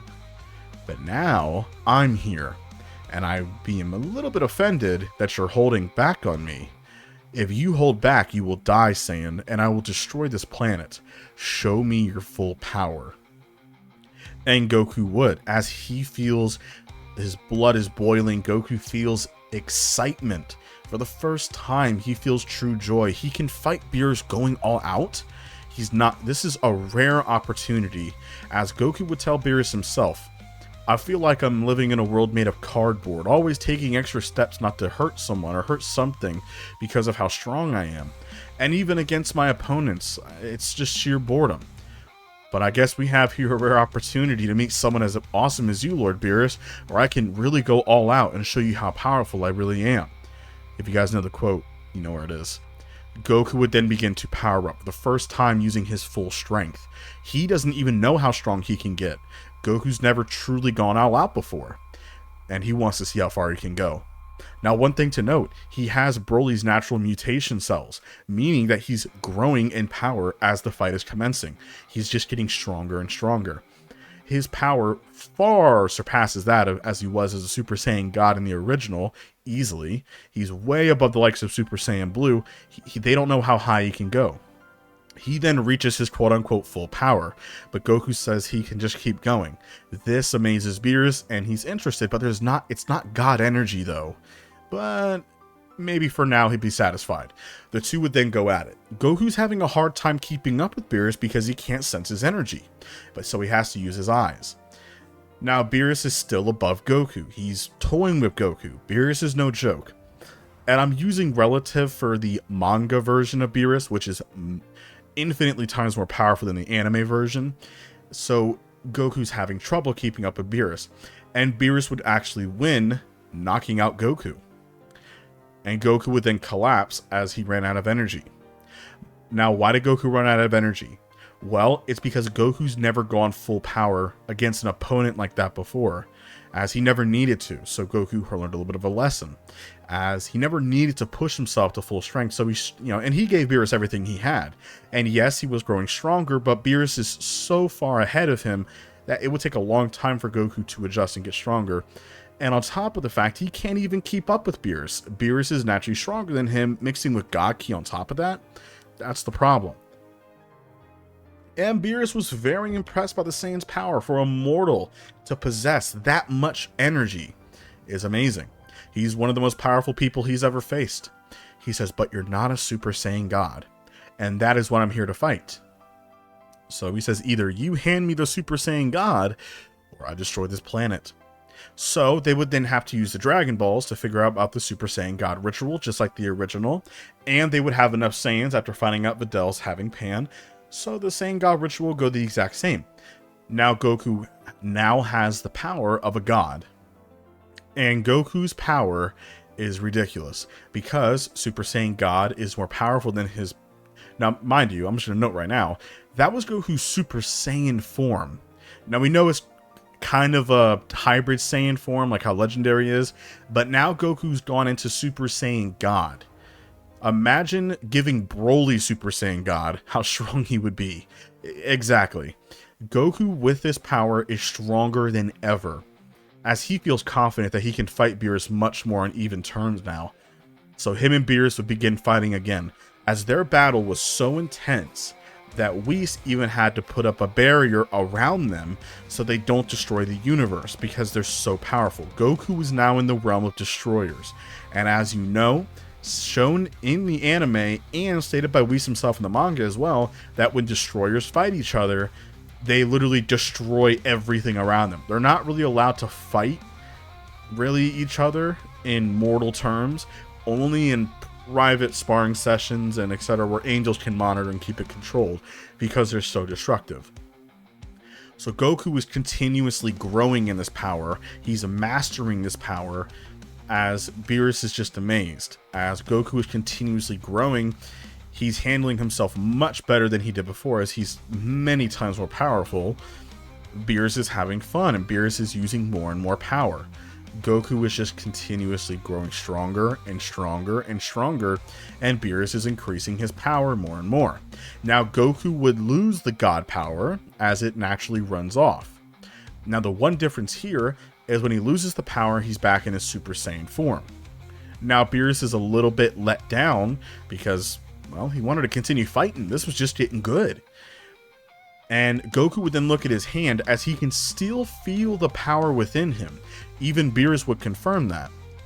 So Goku would then close his eyes and control the God power, but he's still in his Super Saiyan form. Now Whis was watching. Whis would go, oh my, is he really doing it? Goku on his own notices how the energy is leaking from his body, but like Beerus doesn't have that problem. He sensed no energy leaking from Beerus. He's going to copy Beerus. So Goku decides to hold the energy within his body, mixing it with the God energy on top of the Super Saiyan. Long story short, Super Saiyan Blue.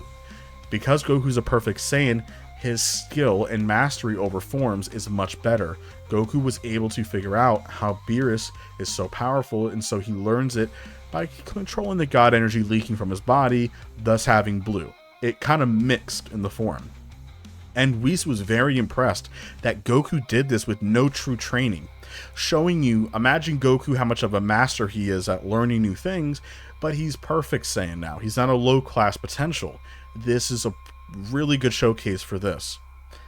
And so Beerus is amazed. Goku's way more powerful than before. Now, we don't know the actual multiplier for Blue. Some people say, oh, it's 50 times Super Saiyan God because it's Super Saiyan on top mixed with Super Saiyan God. And if you want to go down that route, then that's okay. And that's up to you if you want to either go either or. But if Goku is this powerful, he would fight Beerus once again. And with Super Saiyan Blue, he would be able to actually injure Beerus and start overwhelming Beerus. Because Beerus is starting to use his full power against Goku. And Goku is just continuously growing stronger. He's not stopping in terms of growth. And Beerus notes on how the Saiyan is getting super dangerous. Look at how strong he's gotten in such a short time. Pretty much like Broly.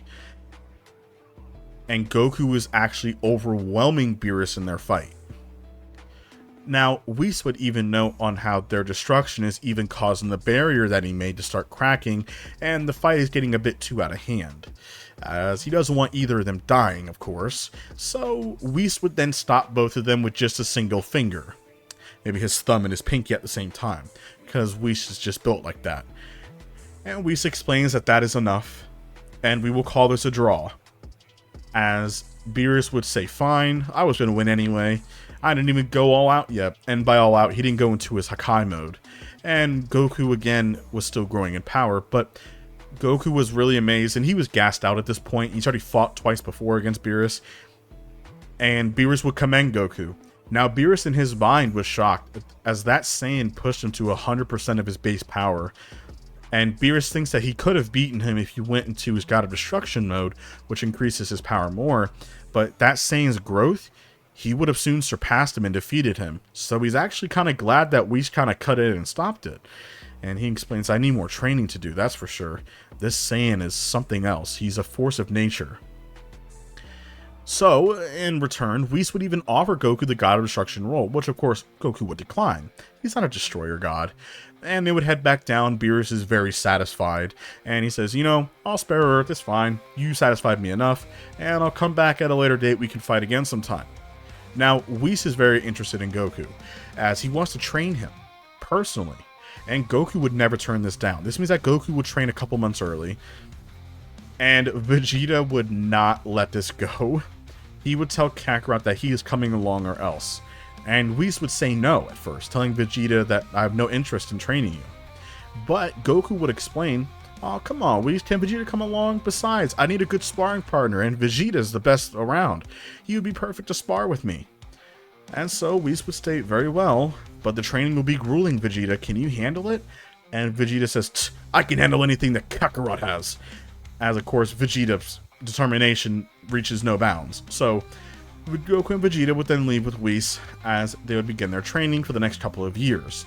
Now, of course, Goku far exceeds Vegeta. Vegeta's outclassed. Whis has a different set of training for Goku and a different set of training for Vegeta. Vegeta had to learn from scratch how to access Super Saiyan God, and within a few years, access Super Saiyan Blue. Now, during the training, up and coming to the Golden Frieza arc that we all know, Vegeta would see Beerus actually training, because Beerus has more motivation because of Goku. So Beerus is pushing himself. Vegeta is actually picked up by Beerus, as Whis is taking more of a liking to Goku and training him more personally. But while Vegeta doesn't really fit Whis' fighting style, he learned God Ki. Beerus says that Goku's empty-minded. It fits Whis' style. You're more of a destroyer, aren't you? And he says, you know, how about you come see me train a little bit and I'll show you some moves. And Beerus needs a little sparring partner to beat up, so Vegeta would tag along. Now, I think y'all know what that means. Well, about a year or so later, the Emperor of all Golden Emperors has arrived. Frieza would have still been brought back to life. If you want to say, oh, he was never was, that doesn't matter. It's a what if. Frieza's brought back to life. He has his golden form. He trained for months in it to unlock it. He feels confident enough that he can beat Goku and the others. He would still head to Earth with his army. The problem is the likes of Gohan, Goten, the other characters. Now, while Gohan has slacked off, and that is true, Gohan's not as weak as he originally was because his potential is much higher because of his father. Now, Gohan would still get overwhelmed by Frieza, but I think he would be able to fight Final Form Frieza actually pretty okay. Now, Goku would be able to traverse with Whis and Vegeta and Beerus heading to Earth. And Gohan would be able to hold Frieza off until Goku actually arrived, because Goku didn't use instant transmission this time around. So, since that's the case, Goku would then step up to fight Frieza. Now, you could even argue that Vegeta wants to fight first. They do rock, paper, scissors. Goku wins. Goku would fight Final Form Frieza, and unfortunately for Frieza, he does no damage to Goku. Even if, this shows you how strong Goku is, even if Frieza went into his golden form, Goku, in his base form, would do no damage to him. Frieza cannot hurt Goku even in his base form. That is how strong Goku is now. Like Frieza would get slapped by Goku around the whole Earth, and Goku can one-shot Frieza. So Goku sees that Frieza did get a lot stronger, but he's kind of bored. He's actually very bored. So he actually lets Vegeta get some love. And Vegeta would then go Super Saiyan Blue and fight Golden Frieza. Now, Frieza would initially overwhelm Vegeta a little bit, but Vegeta was holding back. He decides to give Frieza what he's been working on. Oh, and what has he been working on, you might ask, Major Dragon? Well, I will tell you. Vegeta would then laugh as he begins to transform, turning into Ultra Ego. Now, with Ultra Ego, he would absolutely dominate Frieza and almost torture the Emperor. Frieza has no chance, as Frieza would then lose out of his golden form. Vegeta was preparing to completely incinerate Frieza. Frieza would then begin charging up an attack to blow up Earth. But with Goku being way more powerful, he would actually stop it in time. So the Earth wasn't blown up and then we just had to reverse time. This didn't happen. And Goku was able to stop Frieza and kill him almost instantly. As Vegeta was kind of furious at Goku for him kind of cutting in the middle of his battle. Now mind you, this is the first time Vegeta kind of used Ultra Ego in battle before. He's already trained in it, but he's actually never fought anybody except Beerus and Frieza. So, since that was done, he then actually challenges Goku right then and there for a fight. Because he kind of stole his thunder, and Vegeta's been wanting to test out his god power against Goku. And he outright challenges him, so Goku would never turn down a fight from Vegeta. He says, sure, Vegeta, no problem. He says, hey, Whis, can you make sure that nothing gets destroyed around here if we fight? Whis says, of course. As Beerus was enjoying his sundae, as he was munching in on the ice cream, he wants to see this fight, though. He's interested. As everybody would just huddle around Whis and Beerus to make sure that the battle doesn't destroy everything. As Vegeta would stay in his Ultra Ego state, he would then charge up his Hakai Aura. He would explain, don't you want to transform, Kakarot? And Goku says, to be honest, Vegeta, I don't even think I need to yet. And Vegeta says, is that so? Then you'll be a damn fool for underestimating me. Now Vegeta in his Hakai, aka Ultra Ego mode, is actually slightly stronger than Goku in his base form. But Goku's feeling Vegeta out, as remember, Vegeta can grow stronger the more damage he takes. So the fight is pretty intense. Goku wants to have fun, and Vegeta's getting irritated. He would tell Goku to hurry up and use his full power. He demands nothing else, telling Kakarot to hurry up, use your full power against me, Kakarot. How dare you insult me by holding back? And Goku would laugh and say, alright Vegeta, if that's what you want, I'll honor you with it. Goku would begin to power up. His power was so immense it was shaking the whole universe. Now, no, there's no Ultra Instinct or anything like that, guys. Relax, alright? He needs something insane to really push him to that level. But he does have Super Saiyan Blue. And you can say that he mastered Blue at this point, so it has no stamina issues or anything. But with Super Saiyan Blue, his power is absurd. He far eclipses Vegeta, and he's already actually surpassed Beerus. And Beerus even notes upon this, and he narrows his eyes. Now, Beerus in his God of Destruction mode would be a pretty fun fight, but Goku would win. He would overpower Beerus and surpass him anyway. And Whis was smiling. He was really amazed. He knows that there is more to Goku, though. While they train together, he's seen it. Goku could access the realm of the angels, that being Ultra Instinct. But he needs something to really push him. But it's still early on in their training, though. He'll figure that out later on. Now, of course, Vegeta would charge up everything that he has, charging up a new attack that he made. He would then put his hands outwards in his final flash attack, but something was different. It was pure Hakai energy. Vegeta would pour everything he has as his power was skyrocketing, as Goku was just smiling at Vegeta.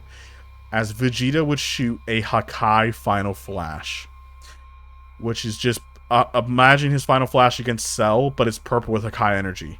He fires it right at Goku, and Goku, of course, puts his arms up to block the attack. Goku makes sure that the blast doesn't destroy everything, and if so, we should always reverse time. And Vegeta thinks that he got Kakarot on that one, but to his surprise, Goku stood there with smoke coming off of his arms, but Goku was okay. And Vegeta was shocked, as Goku did have some dirt marks on him, but he wasn't injured. Goku was fine. Goku was amazed. He says, wow, Vegeta, that attack had so much energy behind it. Man, my arms are tingling a little bit. And Vegeta was shocked, as he would damn Kakarot that he actually got him, but he still shows his respect to Goku. And Vegeta says, Vegeta, you've gotten so much stronger. You continue training like this, you'll maybe even beat me one day. And I can't wait to see what you can do with this new god power that you got. It's amazing. And so Vegeta would then give it up, as things are peaceful, no damage was caused. Things go kind of back to peaceful. Now, As for the Universe 6 and 7 tournament, it would go really in Beerus' favor, because he has his trump card, Goku. Even Vegeta can carry the whole tournament. He's very, very, very, very, very, very cocky, because he tells Champa, as Champa challenges him, Beerus is very cocky. I know I said very again. Did I say very? I know I said very. Alright, I'll stop. Beerus is extremely confident, and he knows that he can beat Champa with ease, as he has Goku and Vegeta. So he tells Champa very well, bring your best fighter. They would then set up the tournament. It's the same matchup as it was before. They don't even need Piccolo, to be honest. Vegeta would just carry. Now, Goku, again, when Frost actually poisons him, it doesn't take effect on Goku, because Goku is immune to diseases and such. He's a perfected Saiyan. So he doesn't really notice. He does feel a prick in his arm, and it was actually the needle. Now, Jocko would point this out, and Frost was disqualified for cheating, but Goku knocks him out anyway, as he kind of blitzes through everyone except Kaba. Now, once when it gets to Kaba, Vegeta would tell Kakarot to swap. He wants to fight Kaba himself. So the same fight would commence. Vegeta would defeat Magetta. Now, when Hit steps up, Vegeta would begin battling Hit. Now, Vegeta initially would be overwhelmed because of the time skip ability. And Vegeta, again, in his Super Saiyan Blue power, would struggle against Hit, as Hit is just too fast for Vegeta. Now, when Hit lands a critical blow on Vegeta's chest, Vegeta would then grab him, as he would then begin slapping. As he would then transform into Ultra Ego, Vegeta's raw power and speed caught Hit off guard. He would overwhelm Hit with his pure speed and figure out his time skip. We know this because he was actually able to figure it out and nearly get him, but Hit increased his speed. So Hit would not hold back and do everything that he could to Vegeta, but Vegeta's also getting stronger too, the more damage that he's taking. Now, unfortunately, we're going to give Vegeta the... No, not really unfortunately. Unfortunately for Hit, he's going to lose. Vegeta would knock him out of the ring. It'll be still a great fight. Hit would hold his own really well, but Vegeta's raw power and strength and speed is just too much for him, and he would be knocked out of the ring, and Vegeta was the victor. But he would give his respect to Hit and point out how much of an amazing fighter he is, and Goku was really let down. He really wanted to fight Hit, so I think Goku would still put the Hit out on himself, the bounty, and Hit would go after Goku. And they would have their little matchup. But of course, Hit has no chance against Goku. Even with his death blow techniques, Goku would survive it, be fine. And Hit was amazed with Goku's power. Now, we would then cut into the Goku Black Arc. Now, with the Goku Black Arc, unfortunately for Goku Black, it would be really bad day. This version of Goku Black is the same as the original, same with Trunks. As Trunks was able to flee back in time, tell them about Goku Black, what happened, all that goes the same. Now, unfortunately for Goku Black, when they do go to the future timeline, and it's Goku and Vegeta, Vegeta would not get stabbed this time. Or would he? Well, because you have to think, Vegeta dropped his guard and Goku Black stabbed him. They didn't know that he could do that. Now, when Vegeta was stabbed, we would then see Vegeta begin laughing, as Vegeta would then turn Ultra Ego, and it would briefly heal him, saving his life. We know this is because when Vegeta turned Ultra Ego before, it regenerated a bad wound. We saw this against when he fought Gas. So it does regenerate a mortal wound, and Vegeta was able to heal himself, stopping the bleeding and hurting himself, and now he's excited. Now Goku Black was shocked to see Goku's Ultra Ego form, shocked to see that he has the power of a destroyer, as Vegeta would absolutely dominate Goku Black. Even if Goku Black had Rose, it would not matter. Vegeta would be annihilating him in their matchup. And even if you wanted to say that, well, Goku Black's damage, overwhelms Vegeta's, stamina and Vegeta loses. Okay, if you want to say that Goku Black actually defeated Vegeta somehow in Ultra Ego, Vegeta would have killed him. What's he going to do against Goku? Nothing. Goku would absolutely dominate Goku Black and kill him within 5 seconds. So either way, which way you want to go down, Vegeta would get another W. He would Hakai and kill Goku Black. Vegeta would not be messing around, because Goku Black nearly killed him the first time. And also too, Vegeta had a lot of disrespect for Goku Black because he stole Kakarot's body, and he finds that offensive because he just took a Saiyan's power. So yeah, Vegeta was murdering Goku Black. He was not holding back. Goku Black would have been annihilated. He would have been defeated and killed, saving Trunks' timeline. Now, Goku, in my opinion, would still use the Zeno button to bring Zeno. Now, he would bring Zeno to the current timeline, so Zeno has a best friend, so Goku's promise is fulfilled, as Goku would have still met Zeno the same way during the Universe 6 tournament. Now, as for the Tournament of Power, what do you guys think is going to happen? Now, would Goku even go to Hell and get Frieza? I still think so, because they need all the strong fighters that they can get. So they would still get Frieza, giving him 24 hours, as Frieza would decide to help, and of course, that's fine. Now, we would also have the likes of the other characters, such as Gohan, continue his training, which means that Gohan is way more powerful than his original self, which is important, which means he's actually stronger than Golden Frieza. Now, why do I say this? Because it's Goku's son, and look at Goku's potential. Exactly. So Gohan is absurdly powerful.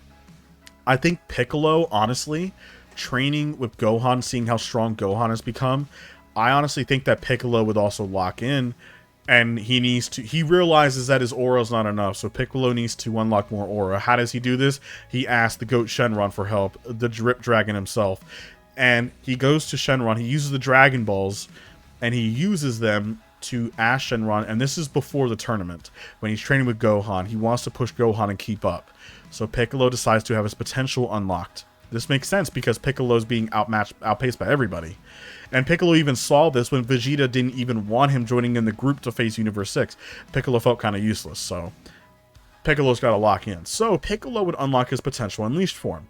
So when they all go to the tournament, you all know what's about to happen here.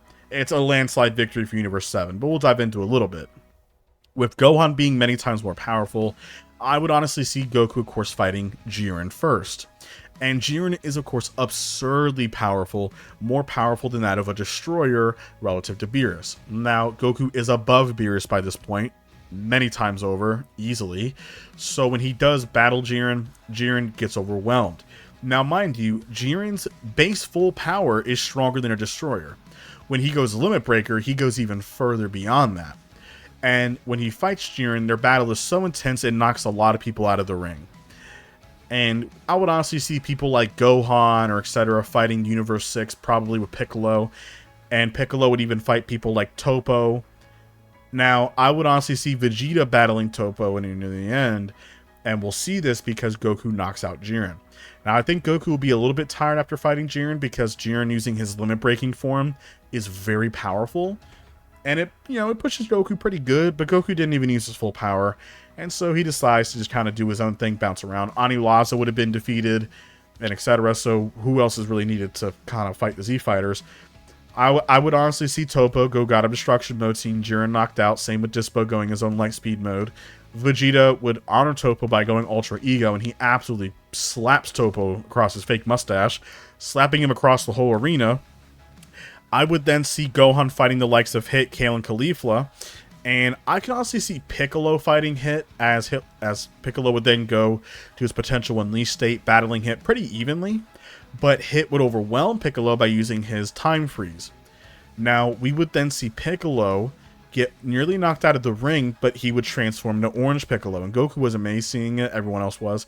Piccolo, with this new power, overwhelms Hit with raw strength and speed, and he actually fights him and overwhelms him. Now, when Kale and Caulifla see this, they note that they need to do fusions, so that was their game plan. They then fuse into Kefla and battle Gohan. Now, Kefla, as the Super Saiyan 2 mode, would push Gohan really well, and I think they would try and distract Gohan and try and team up on Piccolo to overwhelm him. And honestly, during that whole tournament, I think Piccolo would start getting overwhelmed by Hit. Now, why is this? It's because while Piccolo is fast and strong, overwhelming Hit initially, Hit is building up his time freeze attack again on Piccolo. He would be able to freeze Piccolo in time, as Kefla was able to kick Gohan away, who dropped his guard. They would then fly in, delivering a powerful attack to Piccolo, stunning him, and Piccolo would then tell Gohan that he needs to unlock his full power. Hurry up and do it. Now, either that, or we see people such as maybe Krillin, who was fighting in the tournament. We could then see him getting overwhelmed, or something that would trigger Gohan, and this would then make Gohan unlock his beast form. Now, with Gohan unlocking his new beast form, Gohan is broken. I can also see Gohan unlocking this because of how powerful he is naturally, And his cells are even more perfect. As a hybrid Saiyan, he can unlock it. With unlocking a beast form or new transformation, Gohan would absolutely blitz hit or Kefla, knocking her out of the ring. Piccolo would get the upper hand on hit, knocking him out. As he figured out his time skip ability, he'd be able to crush it like how Jiren did and knock him out. Honestly, past that point, the whole tournament of power is over. I mean, there's no one else that can match their power. They're just too strong. So, once when they do win, Gohan was still the team leader. He gets the wish. He decides to wish all the universes back just like how Zeno wanted. So, no one else is destroyed. Now, since Frieza didn't really do Jack Daniel nothing, he just kind of sat around and was trying to ore farm. It didn't really do nothing. Honestly, would Beerus wish him back? I don't think so. I don't think Beerus would give him that gift because Frieza didn't help out as much as he did really at all. The only thing Frieza did was maybe knock out like 3 people who were low levels, and that's it. He didn't really do anything else. So he was kind of a useless character because the rest of the team was so packed. Now, one thing to note is Goku would still offer to wish him back, but Vegeta would beat the heck out of him, telling him, no, are you an idiot? No, heck no. He's evil. We're not bringing him back. Nope. And Frieza says, fine, whatever. So Frieza was actually fine with going back to hell. He said so himself in the anime. But when Frieza does go back, Goku does ask to pull some strings by Whis. And what they mean by this is when Frieza was ready to go back, he was going to be stuck in that cocoon again, trapped with all the bears and animals. That was his deal. But Frieza then realizes that when he does land, he's actually in the open landscapes of hell. This is Goku's present, as Goku would arrive with Whis to see Frieza in hell, and Goku would tell Frieza, well, Frieza, unfortunately I can't wish you back to life, I'm sorry about that, but I was able to talk to Yema, and, well, they decided to let you roam free around hell as much as you want. So that's better than being trapped in a cocoon. Frieza would then laugh and state, well, this is better than being trapped in a cocoon, I must say, though I do wish I was alive, but I'll have fun destroying hell as much as I want. And he would then bid farewell to Goku, saying that he will meet him again one day. As Frieza would then fly off, go do his own crazy stuff, Goku would then leave with Whis, as things were very peaceful. Now, since Tournament of Power was over, the Broly Saga would never happen. Now, you could say that Cheelai, Lemo, and Broly and Paragus still meet each other because it still crafts their ship. It's just Frieza would never be involved.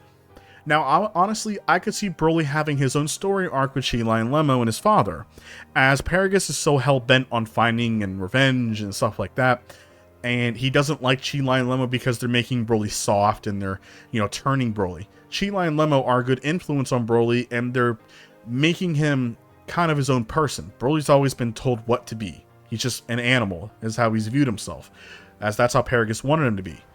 And it would reach a breaking point to where Broly would stand up to his father and break the collar. And Broly would not kill his father, of course, but he would actually leave him on planet Vampa, and he would leave with his new friends, Cheelai and Lemo. As Paragus was then left, as he was a threat to his friends, and Broly, it was a hard decision, but Broly did it, being his own man. They would then travel around the universe, doing their own thing, being best friends.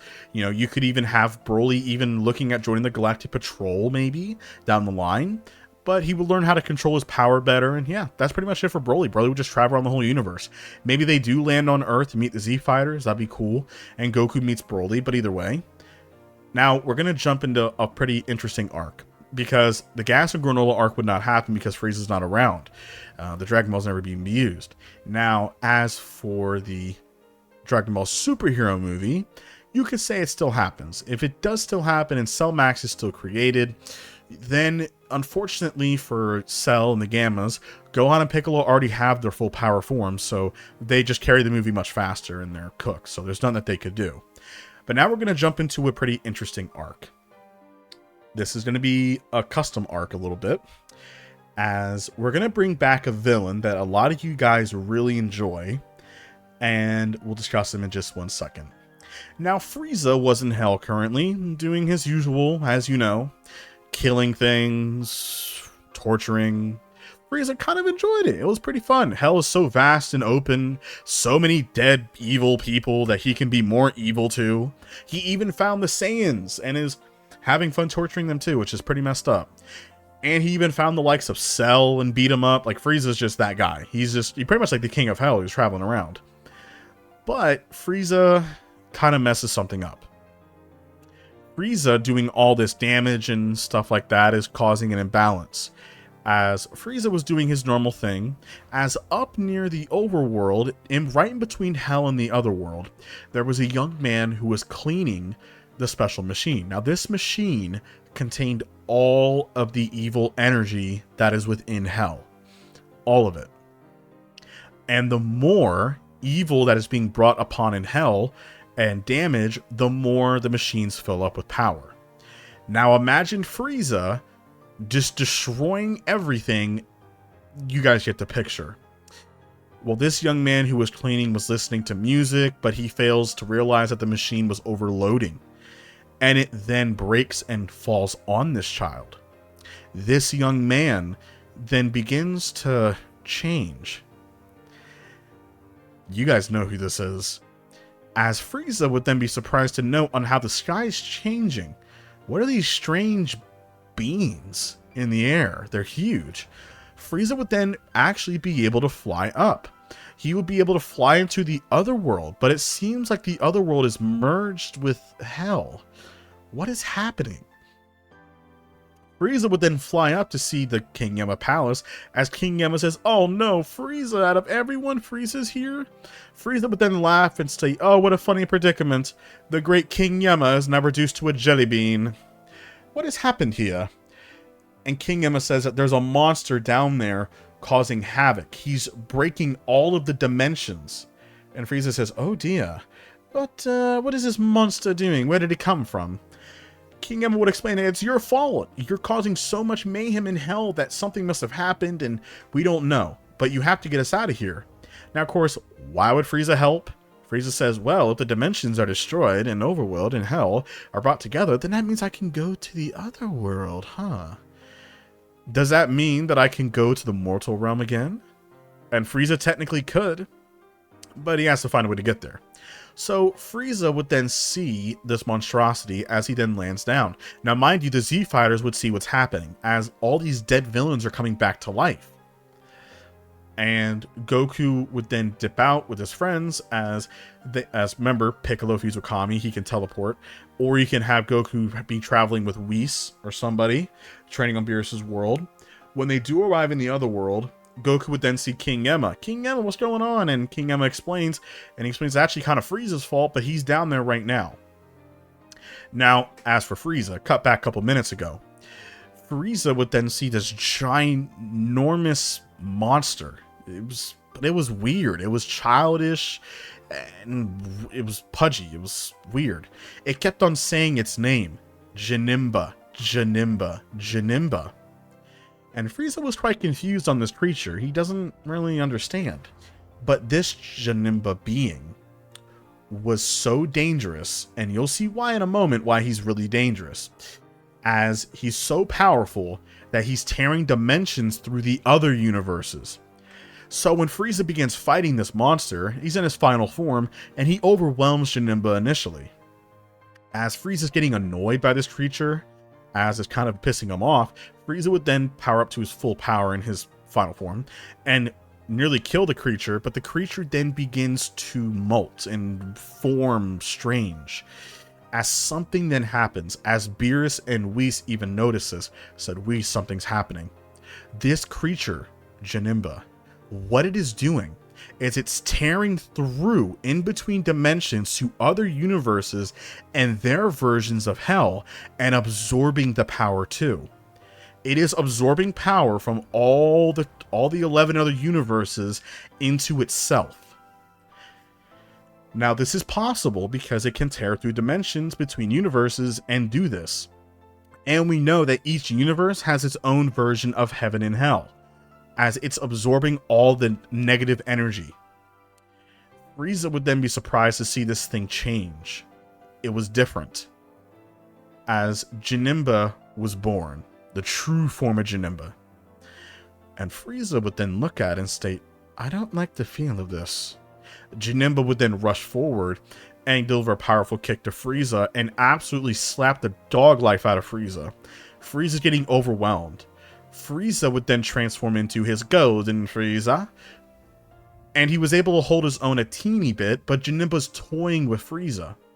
As Frieza was being dominated the whole matchup, Frieza would try everything to try and hold his own against Janemba, but it wasn't working. Now Goku and the others have finally arrived to see this, such as with Gohan, Piccolo, Vegeta, Goku, and they all see Frieza just getting dog slapped by Janemba, even in his golden form.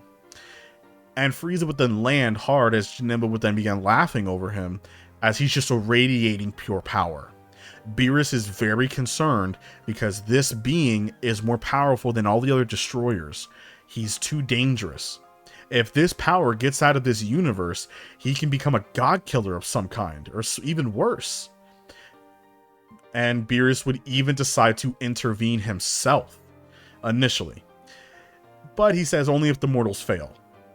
Goku's the trump card, so then we would see Frieza actually be saved by the likes of Gohan, and Gohan was in his beast form, and Piccolo would then go into his orange form, telling Frieza to get up. And Frieza says, "Why are you all here? What are you doing?" And they say, "To save your ass, Frieza, that's what. Now what did you do?" Frieza says, "I didn't do anything. All I was doing my usual Sunday killing some people, and then out of nowhere, this all happened. I don't know what went down." Whis would actually explain what happened. As he went back and looked at his staff, he realized that Frieza was causing so much negativity, what a surprise, that he was actually destroying all of hell, and it caused the machine to overload, crack and break, and fall on the kid, and that's what transformed him into Janemba. And now Janemba has absorbed all the negative energy from all 12 universes. This is a problem, as now this Janemba would then laugh as he begins charging in, as then Vegeta also transforms into Ultra Ego, fighting alongside Gohan and Piccolo, as Frieza would then also jump back in as well. All four of them are fighting Janemba. Now, what about Goku? Well, Goku was actually above them, trying to help King Yama get out. As Goku was punching this jelly bean thing, it wasn't really moving, and he really wants to go down there and fight so bad. That Janemba guy looks so strong, but he has to help Janemba but he has to help King Yama first. Goku then says something stupid like, "Man, this stupid jelly bean," and then it cracks, and Goku says, "Oh, I get it." And so he would then begin yelling things at it. Well, Goku's not the best at it. He begins yelling some stuff at it, and even Beerus would then step up and try helping him, which would be a hilarious scene. As down below, Janemba is giving them the Broly treatment. He is absolutely annihilating all four of them. All them teaming up, they're doing Janemba's just too powerful. As then we would see Beerus state, "Well, this ain't good, I'm gonna jump in." Beerus would then land, as he would then fly in, and he then knocks Janemba back. Beerus is doing the best out of all of them. As Beerus would then go into his full power mode, his destroyer mode, battling Janemba, and Beerus does fairly well, being able to damage Janemba a little bit. Beerus is one of the most powerful destroyers. Out of all 12 of them, Beerus is at least the top 3. Some say he's higher than that, but it's believed that there are 2 more powerful destroyers than Beerus, but that's less on. As Beerus is actually holding his own against Janemba, but Janemba's still toying with Beerus. He's not using his full power. He has the strength of more than enough destroyers. As with this, Beerus starts to get overwhelmed. Janemba was absorbing his negative power, his destruction energy. As Hakai energy is what? Destructive, evil, negative. That's what Janemba's absorbing. That's why he's so dangerous. And so with this, he would actually begin to overwhelm Beerus and knock him down. And then he would then form his universal demon sword. Oh, you all know where this is going. A single slash from this sword hits Beerus, nearly killing Beerus, but it slashes apart all 12 universes. All 12. In a single slash, he cuts all 12 universes open. As you can see, each individual universe.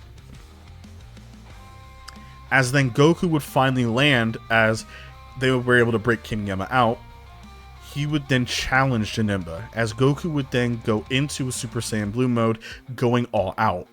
Now, Goku is stronger than Beerus, that is true, but against Janemba, Goku's getting overwhelmed. Janemba is so powerful that Goku cannot match his strength. It's above anything that Goku's ever seen before. Now, during these rips, there were over 12 of these ripped open universal portals as beings started coming out of them. Now, of course, these were not per se villains, they were heroes. All the 12 universes, the people we've seen from the Tournament of Power, they all started coming out of the portals. Even the other destroyers stepped through these portals. All the other 12 destroyers now have stepped through. And they are all ready to destroy Janemba, because he's imbalancing the entire 12 universes. As we would then see the likes of Kefla, Jiren, Anilaza, the Pride Troopers, everyone, they all team up and start fighting Janemba at the same time. I'm talking about 20 to 30 of the strongest fighters in all 12 universes. And Janemba's clapping all of them. He's overwhelming them all. He's getting more powerful. Jiren was the only one who can really hold his own at Limit Breaker mode. As then the destroyers then step in. But they don't realize that Janemba will just get stronger. As Beerus tries to warn them he's too injured, Whis unfortunately cannot intervene.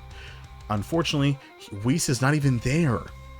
Whis is with the Grand Priest currently, getting permission from Zeno for the Grand Priest to step in and take down Janemba. Zeno, unfortunately, is currently taking a nap, and the Grand Priest is staring at an hourglass, patiently waiting for it to run out. Yeah, this seems like something Zeno would do. He cannot move until Zeno wakes up, and that will take hours. As Whis is sweating, he's worried. The Grand Priest says, when the time is up, I will stop him no matter what. And hopefully with Zeno's blessing, we can reverse what happened. The Super Dragon Balls can work. Now, as all the Gods of Destruction team up to start fighting Janemba, they overwhelm him at first, as it's all 12 of them teaming up at the same time. But Janemba's just getting stronger. When they all fire Hakai Blast at him, he's just absorbing it, getting more powerful. All this negativity is too much. Whis then realizes, wait a minute. He realizes Goku. He can unlock that power. Angelic power. With the angelic power of light, it's no negativity. He can match Janemba with it, and Janemba can't absorb it. But he would need a lot of power to push him past his limits. So, that's what he would have to do. Now, we would then have Goku. As Goku was overwhelmed, he was pretty badly wounded. Whis would arrive, as he can't fight Janemba, but he was able to heal Goku and tell him to stand up and begin absorbing energy. So Goku, as the destroyers were all defeated, Goku would begin clashing with Janemba again, but Janemba, of course, is little to no damage. He's overpowered. Goku, with the help of Whis, who's using his staff to have Goku communicate across all 12 universes, he then tells them all to lend them their power. Give him their power. Now, of course, people weren't listening. Even in their own universes, the gods talked. Even Jiren spoke in the 11th universe. People begin to delivering their power. On top of all the fighters who were helping out. Goku feels a rush of power that he's never felt before, as he's being pushed past his limit. As Janemba would then fire a powerful attack right at Goku, Goku has no choice. He fires his own Kamehameha. As the beams were clashing together, it formed almost like a black hole. As they gathered all the energy into Goku, it was so much power. Even the destroyers gave their own energy. Not Hakai, but their own power, whatever was left. As Goku would then fall into this black hole, and his eyes would then turn gone. And it was a huge explosion of light. As Goku has now tapped into Ultra Instinct. Now with Ultra Instinct, Goku would begin attacking Janemba, and Janemba can't absorb his energy, because there's no negativity. It's pure angelic power. It's a beautiful technique. Janemba's getting overwhelmed by Goku as he can't hit him. And as Goku is fighting Janemba, because his genetics are perfected, Goku is learning Ultra Instinct and perfecting it thoroughly. Why? Because he's been training with Whis for this moment. For all these years, Whis has been preparing him for it. So Goku would be able to close his eyes, and his hair would then turn white. And now his power has increased even more. He now has the power to defeat Janemba. As Goku would then hold his hand above the air and form a Stardust Breaker. Now we know that this is Gogeta's ability, but let's say that Goku kept it, and his own version of it. He absorbs all the power of the good and positive energy that he absorbed from all of his friends across all the other universes. He puts all the power of Ultra Instinct into this one final attack. As Janemba was pretty badly wounded, he flies forward to attack Goku. Goku then throws the attack as it goes through Janemba as he punches Goku, but it does nothing to him. Janemba would then explode of sparkling of light, as he would then completely dissipate. And with his power being completely dissipated, Janemba's essence was destroyed. And then all of the dimensions begin to heal. They all revert back within seconds, back to what it originally was. As all was peaceful. Janemba's energy is gone. As then the boy would then appear. As he would then scream and run away from Goku, as Goku would lightly chuckle as the aura was flapping through the wind. As since there was peace, Goku would then revert back to normal and give everybody a thumbs up. As everybody would cheer in a victory, the Grand Priest would arrive. Zeno finally awoke from his nap, a bit late, but he is happy to see that Goku handled it all by himself. He gives Goku the respect and states that the Omni King will punish no one here for it. The Omni King gives his thanks. As the Omni King would then fly down from the air, yelling Goku's name as he swings them around like he usually does, and they say, "That was awesome! You were so strong! That was cool! Are you like an angel now?" And Goku says, "No, not really." And then Zeno says, "Thanks for helping us fix the universes. We really appreciate it."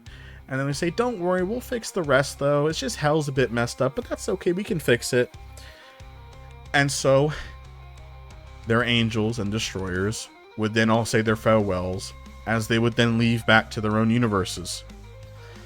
As Goku would then walk towards his friends, he would then laugh and say, "Well, guys, I am starving. Who wants to have a party back at Bulma's place?" And he would then look to Frieza, and Frieza would then scoff at Goku and say, "Whatever. At least I'm not dead here and I'll stay in hell." As Whis would then bring Frieza back to life. And Goku would then tell Frieza, "This was you trying to help us out, but no more evil deeds, Frieza, or else I will stop you." And Frieza says, "Sure, whatever you say." Frieza does give his respect to Goku. Now, of course, Frieza cannot match Goku's power. Even if Frieza trained for thousands of years, it wouldn't have been changed. So, all the Z Fighters would then be back at Bulma's place. Beerus was fighting with Goku over a chicken leg, as Goku would then butt heads with Vegeta, and Vegeta would then point to a direction for them to go battle. They would then land in the rocky wasteland once again, as some of the Z Fighters would watch. Vegeta says, "This feels like old times, huh?" As he gets into his stance, he says, "I will prove how much stronger I've gotten. Why don't you use that Ultra Instinct you got?" And Goku says, maybe. As Goku would then burst into Ultra Instinct, Vegeta would then go Ultra Ego, and the two would then clash for a battle for the ages. And that is it for the finale, you guys. Thank you all so much for the support of this series. I really do appreciate it. Again, if you guys have made it this far near the very end, do hashtag Dragon Force down below, and I will heart your comment. Thank you again for all the support. Make sure to like this video, subscribe to the channel, get us past 32K. The goal is 50K. And check out our community Discord in the links down below. I really do appreciate it. You guys are the absolute best. And I'll see you all in the next one. Peace.